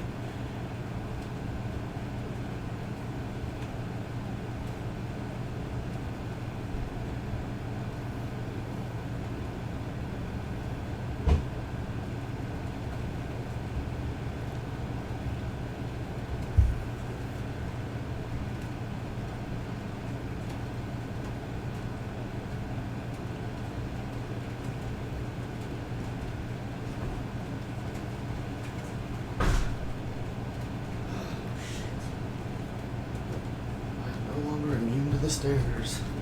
Did you fall? They sent me down them backwards. Oh, fuck.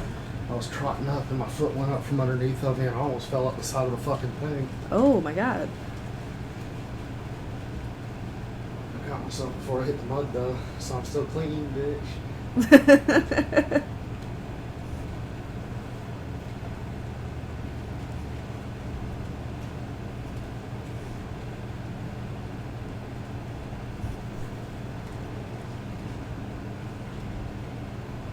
He's walking around like he's okay, but also he'll probably be sore tomorrow.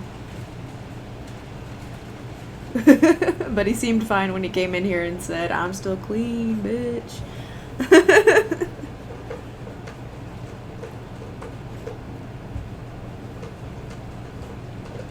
I fell down our stairs one time outside because they're wooden and untreated because the landlord doesn't care. And I fell on the second step on my butt all the way down. And I had the biggest...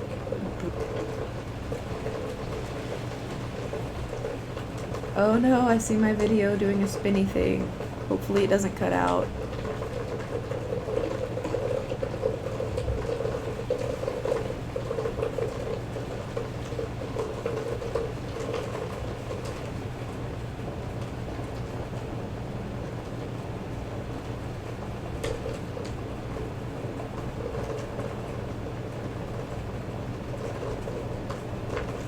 Oh no, there was an error.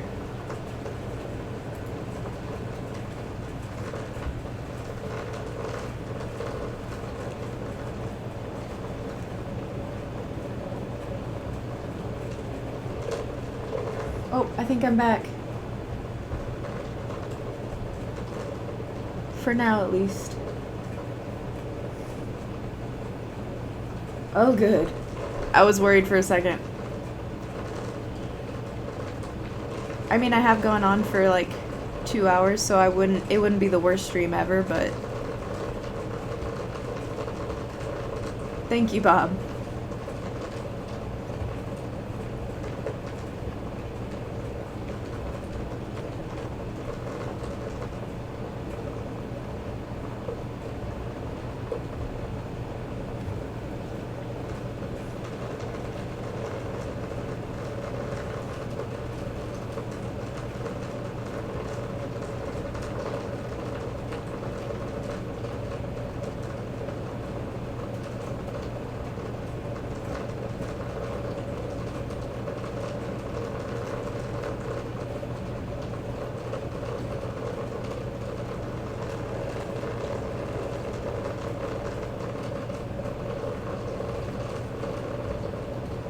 Oh, spinning again.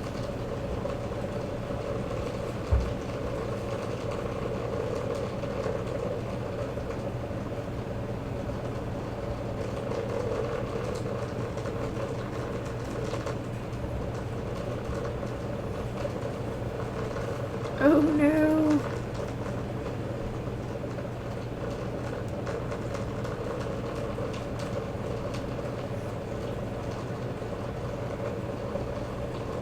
Oh, I'm back again. Okay, good. I was actually really panicking that time. What does Razafraza mean?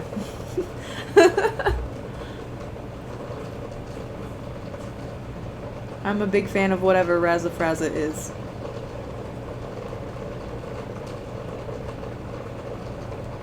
That sounds hilarious.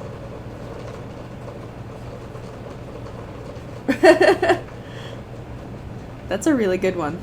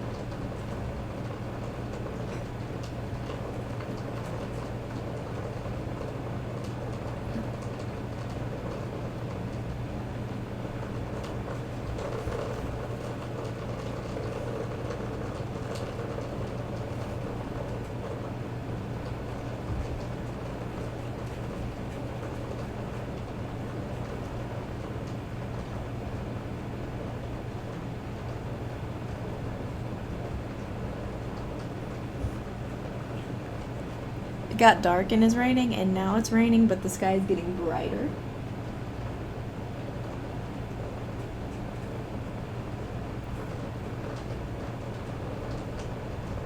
Which, it just looks really cool. I keep getting distracted and looking out the window. I get hyped about a sun shower.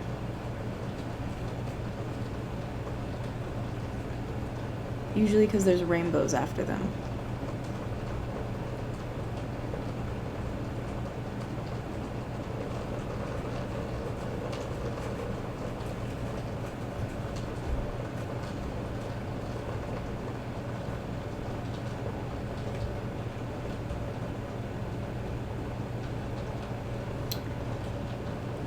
I don't believe that there's a tornado watch.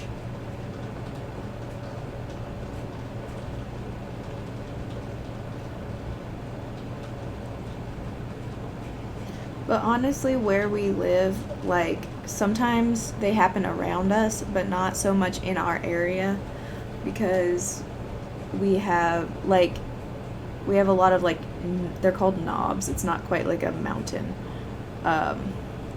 But it's not super flat. So that usually when they do touch down, even, they don't last super long.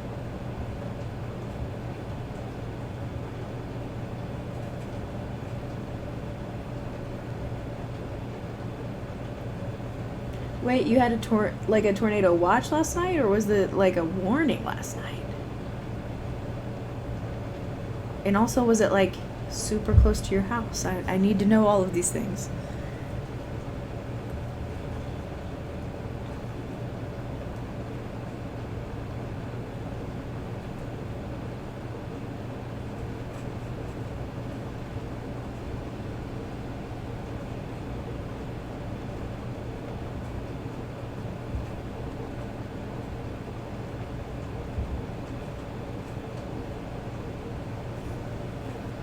Oh shit.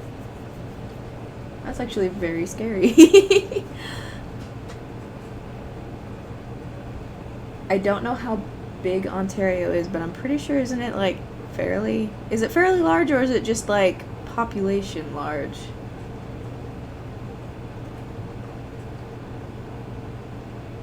Oh gosh, I'm all tangled in my yarn.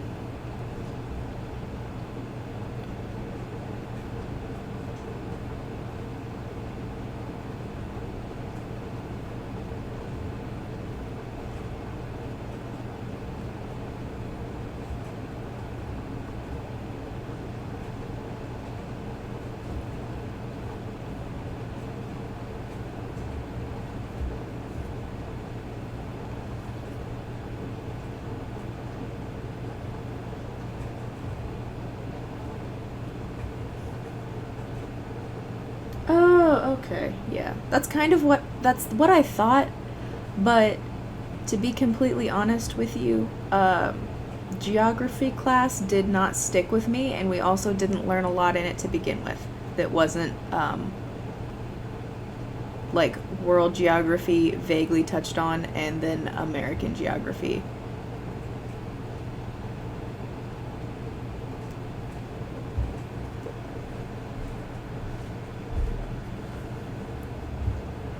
I feel like tornadoes up there are just gonna like sling ice. Just throw ice everywhere.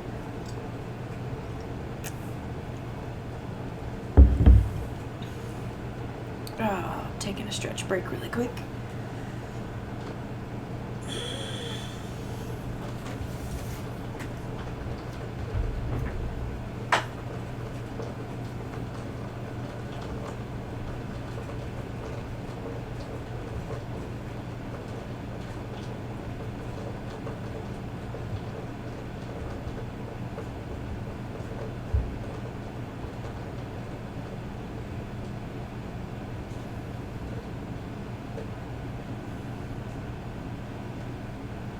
World geography was only learning about Africa.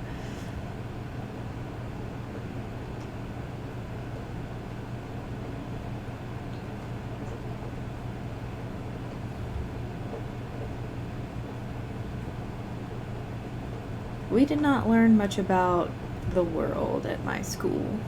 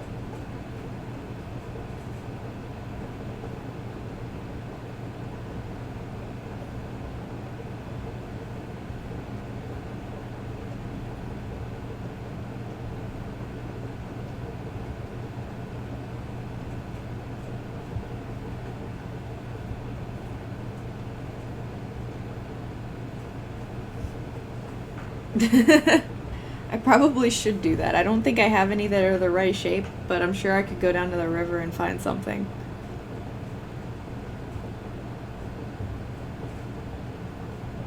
Obviously not today while it's storming, but I haven't been down to the river in a while, so it's probably close to time anyway.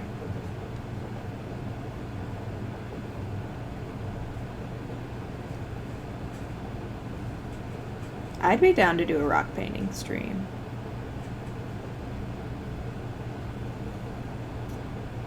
Ooh, and then I could do a, I could figure out how to stream from my phone, and then I could do a rock stashing stream where I just go to different, like, parks and stuff and leave my little rocks in little nooks for people to find.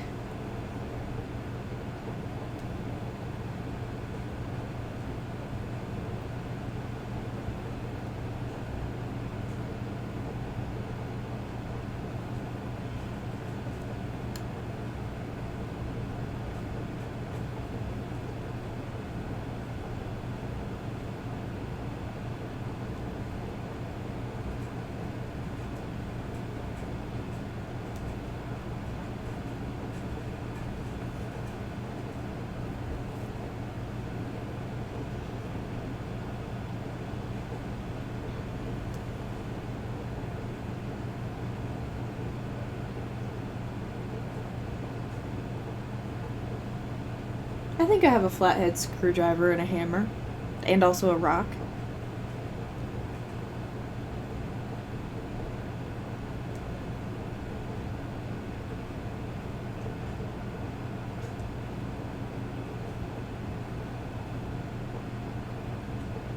I would probably want to try that off camera, to be completely honest with you, though.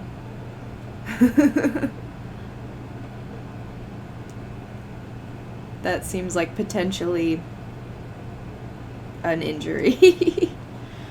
That might even be something that I ask an adultier type of adult to help me with, so that I don't destroy everything.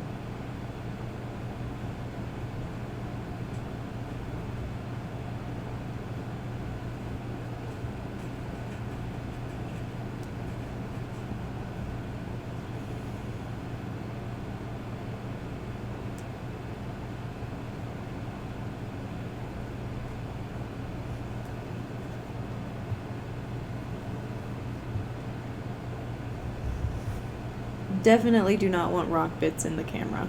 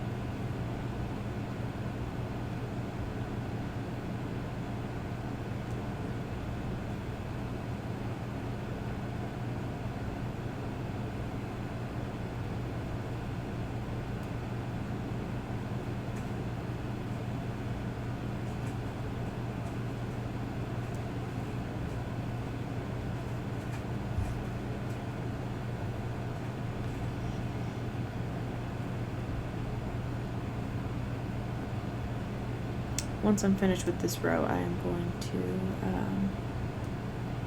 try to see, I'm going to try and see if it fits on my head at all, which I think it probably will. Just to kind of get a idea of how far I have to go to start the, what is it called? The brim.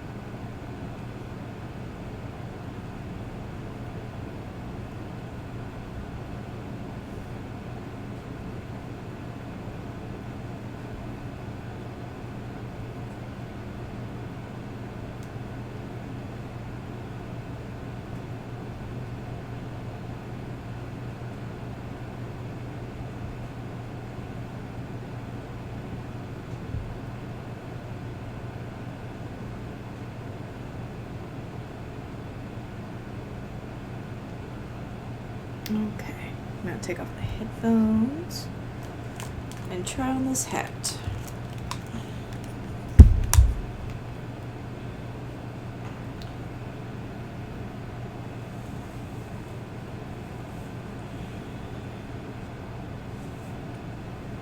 Okay.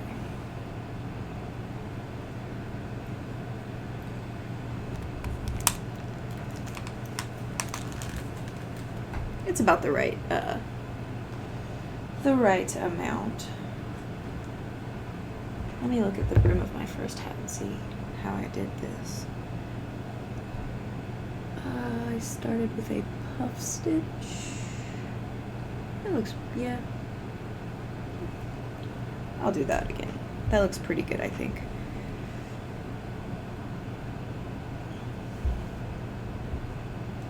To do the brim, I'm gonna pretty much not,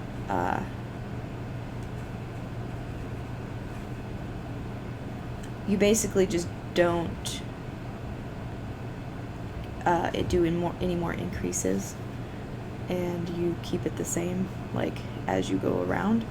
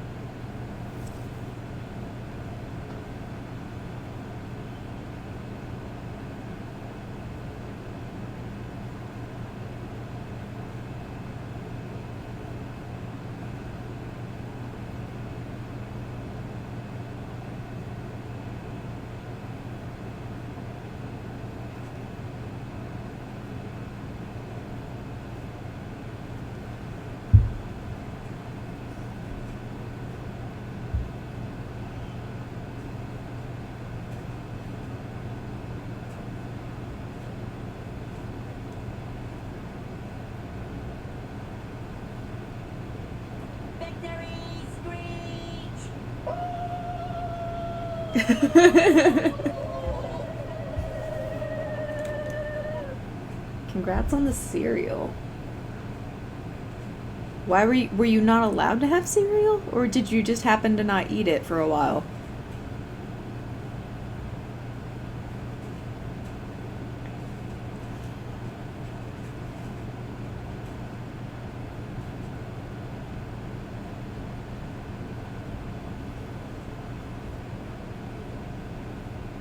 Oh, I absolutely understand that then. That is definitely worth a victory screech.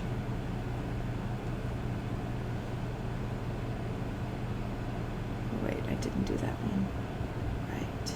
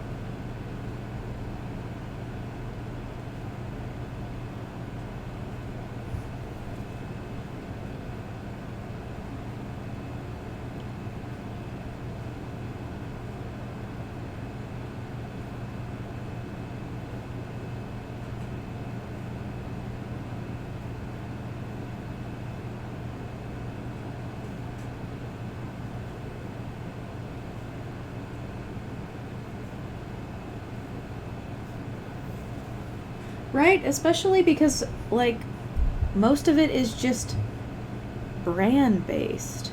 Even, like, the fun cereals. Like, there's nothing in a lot of them.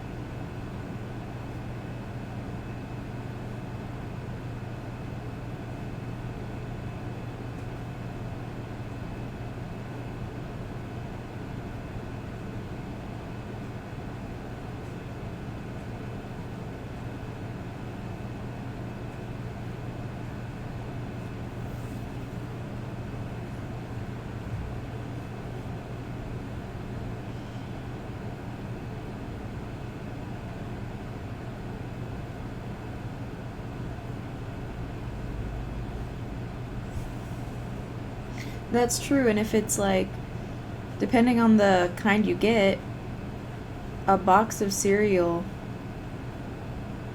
barely lasts a week at our house if both Patrick and I are eating it in the mornings.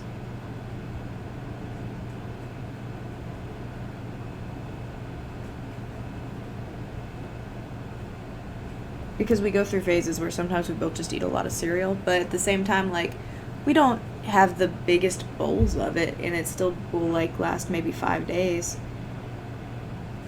Seems kind of weak sauce.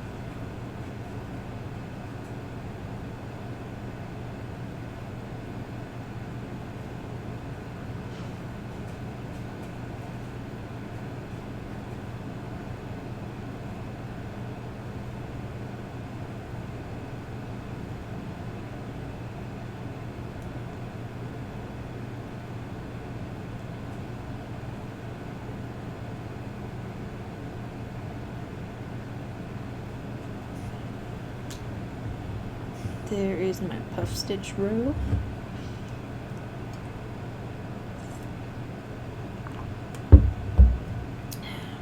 And then these are called post stitches. So I'm gonna do, oh wait, now you can see. I'm gonna do another row of just the double crochets, and then how I handle the next rows is how I get these little braid looking things.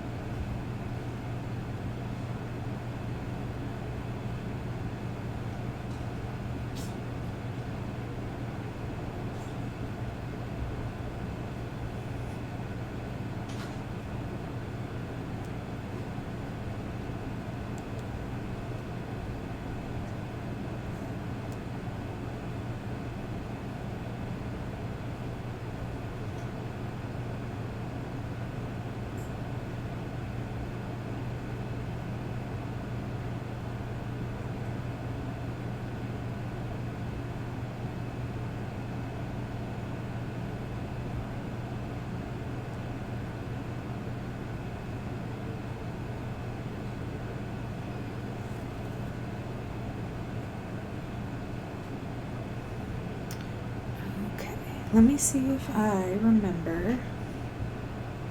How did I do those specific? I don't remember if it's front post or back post stitch. I want to say that's front. Okay. I'm gonna do front post because the other one I did back, and I want them to both have a little bit of, well, no, because this shape is different. Okay, so to do a back post stitch, it's very similar to doing a double crochet. Instead of going into the top loop at all, I'm gonna go around the entire stitch with my hook and pull the yarn behind it, like that. And then I basically just do that the whole way around.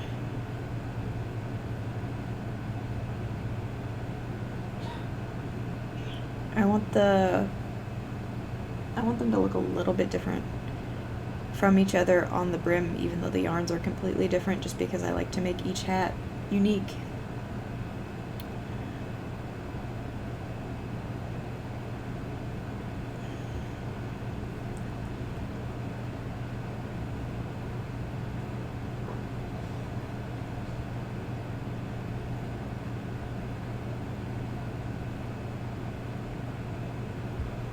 And that's basically how it kind of makes it look like I made each stitch just longer.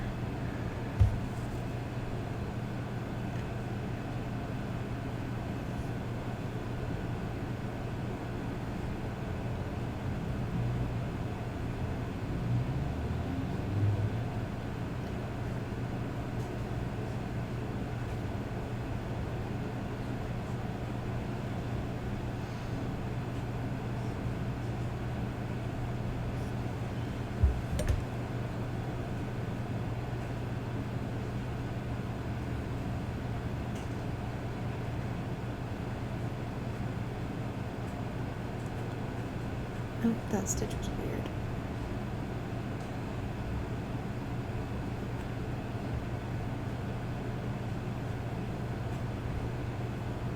I like it too. I think it looks pretty good so far. This is the first time I've made one of these with the mandala yarn. The other yarn I used, I believe it was still Lion brand, but it was a little bit different style of yarn, and it wasn't quite as light, but I like how this looks.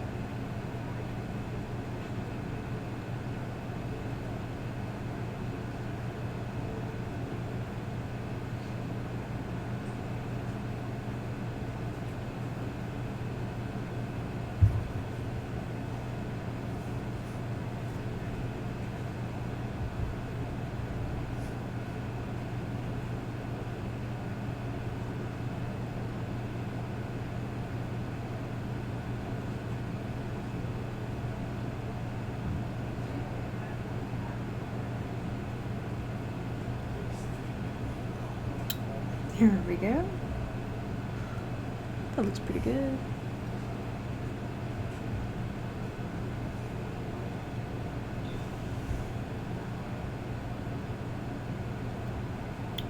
How do I want to do the next row?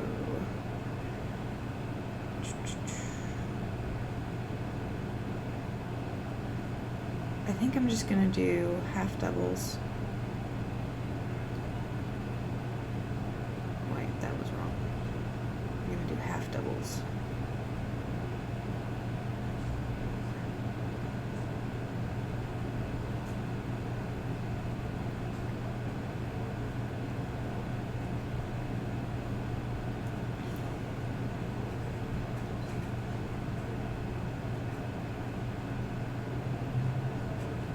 This may be the last row, depending on how it looks, but I haven't decided quite yet.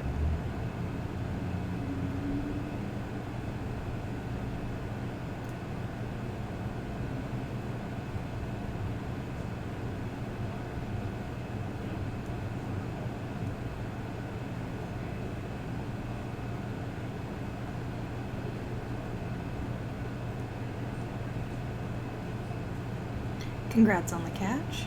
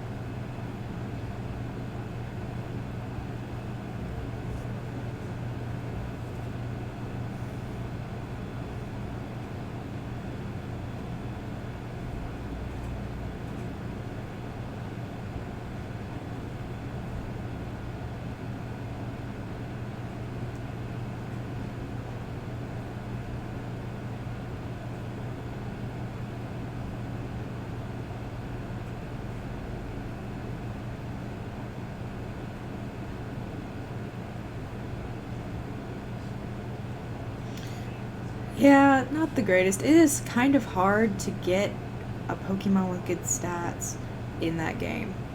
That's part of why I don't feel bad about retrading them in Wonder Trade, because sometimes I do get good stuff out of that, and I don't know enough people do it to where it's not flooded with bad stat Pokemon. And I'm also not sure how, because it's instantaneous, and I'm not sure how many people are actually putting up their Pokemon for Wonder Trade, because you get it back. You get one back the minute you'd want to trade. So I think some of them are also just kind of randomly generated, to be honest with you. It has that vibe anyway.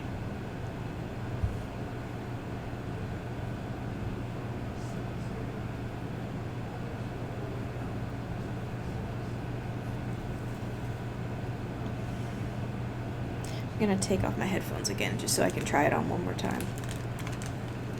Oh.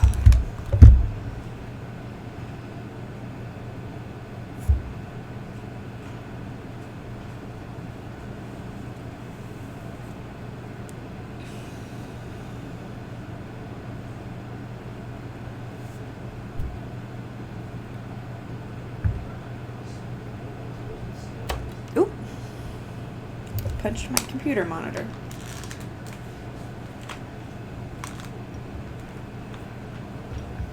I don't know where my scissors are, but I think for now I am finished with this hat though.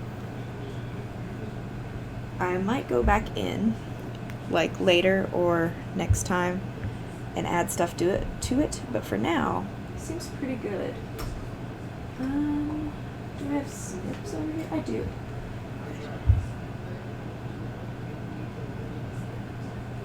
That is good enough.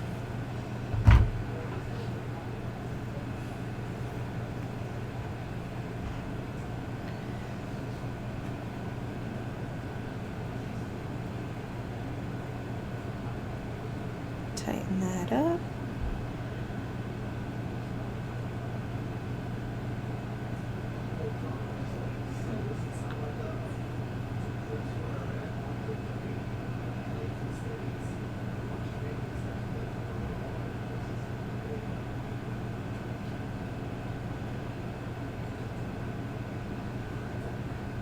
Someday I should make something out of, I have these yarn balls that are like, I've added like ends, like this is like half or less, and I've got some that are like a third of another type of yarn or something, and I will tie them all together and make one big yarn ball out of it.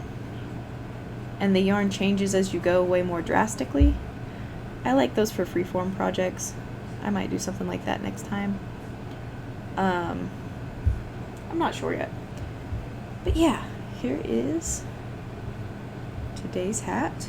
And there will be pics in the Discord. But before I go, I do want to, like, speaking of adding yarn, I have this from, like, one of the other projects I did. And I'm going to add it to this because this has green in it and some blue that is very similar to this. And I think that in the same project it would look really nice. So I'm just going to line this around.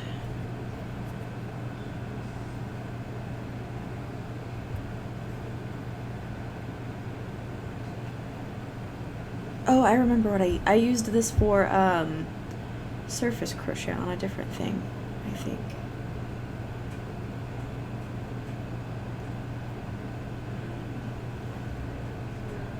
Tight together.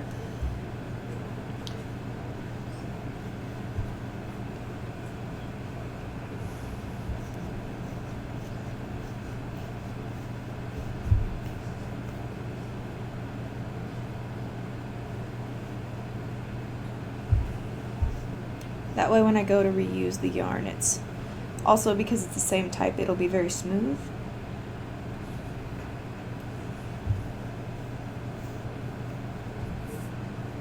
It is tangling itself though. That's because I started at one end when I was surface crocheting that was not the correct end, I think. But it will be fine.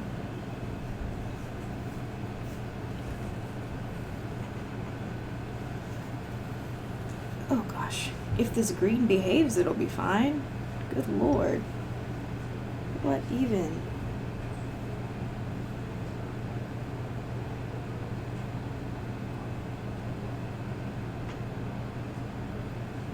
There we go.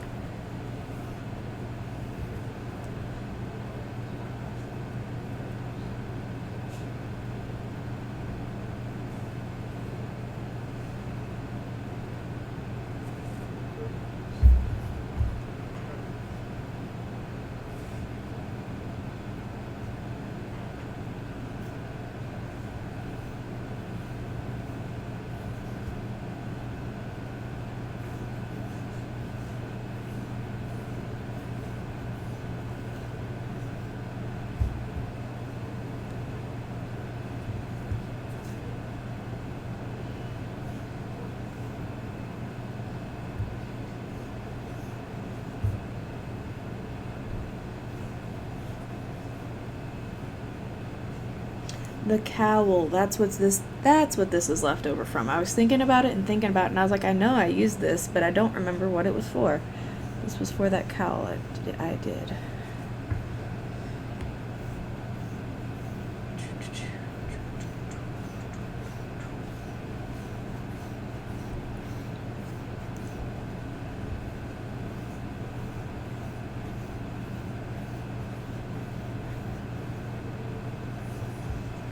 Now I'm getting into the green on purpose this time.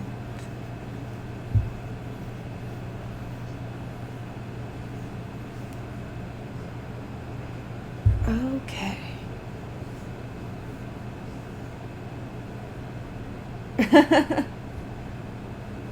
I try and explain stuff as I go so it's a little bit less confusing. Because I know that, like, when I was starting out, I got lost a lot. But, yeah, parts of it are genuinely confusing, even to me now. But, yeah, I think that is going to be it for the stream today. Oh, that sounds really cool. Sounds like a very cool blanket. One day I want to do a blanket, and I worked on one, but I don't know what kind of blanket I want to do. And, that would take a bit more planning. But yeah, let me see who I have that I can raid. I don't have anyone I can raid that I can see on here. That sucks, but yeah, thank you for coming in, and thank you for hanging out with me. I had a really good day today. I hope you enjoyed the stream, and yeah, I hope I'll see you next time. See y'all.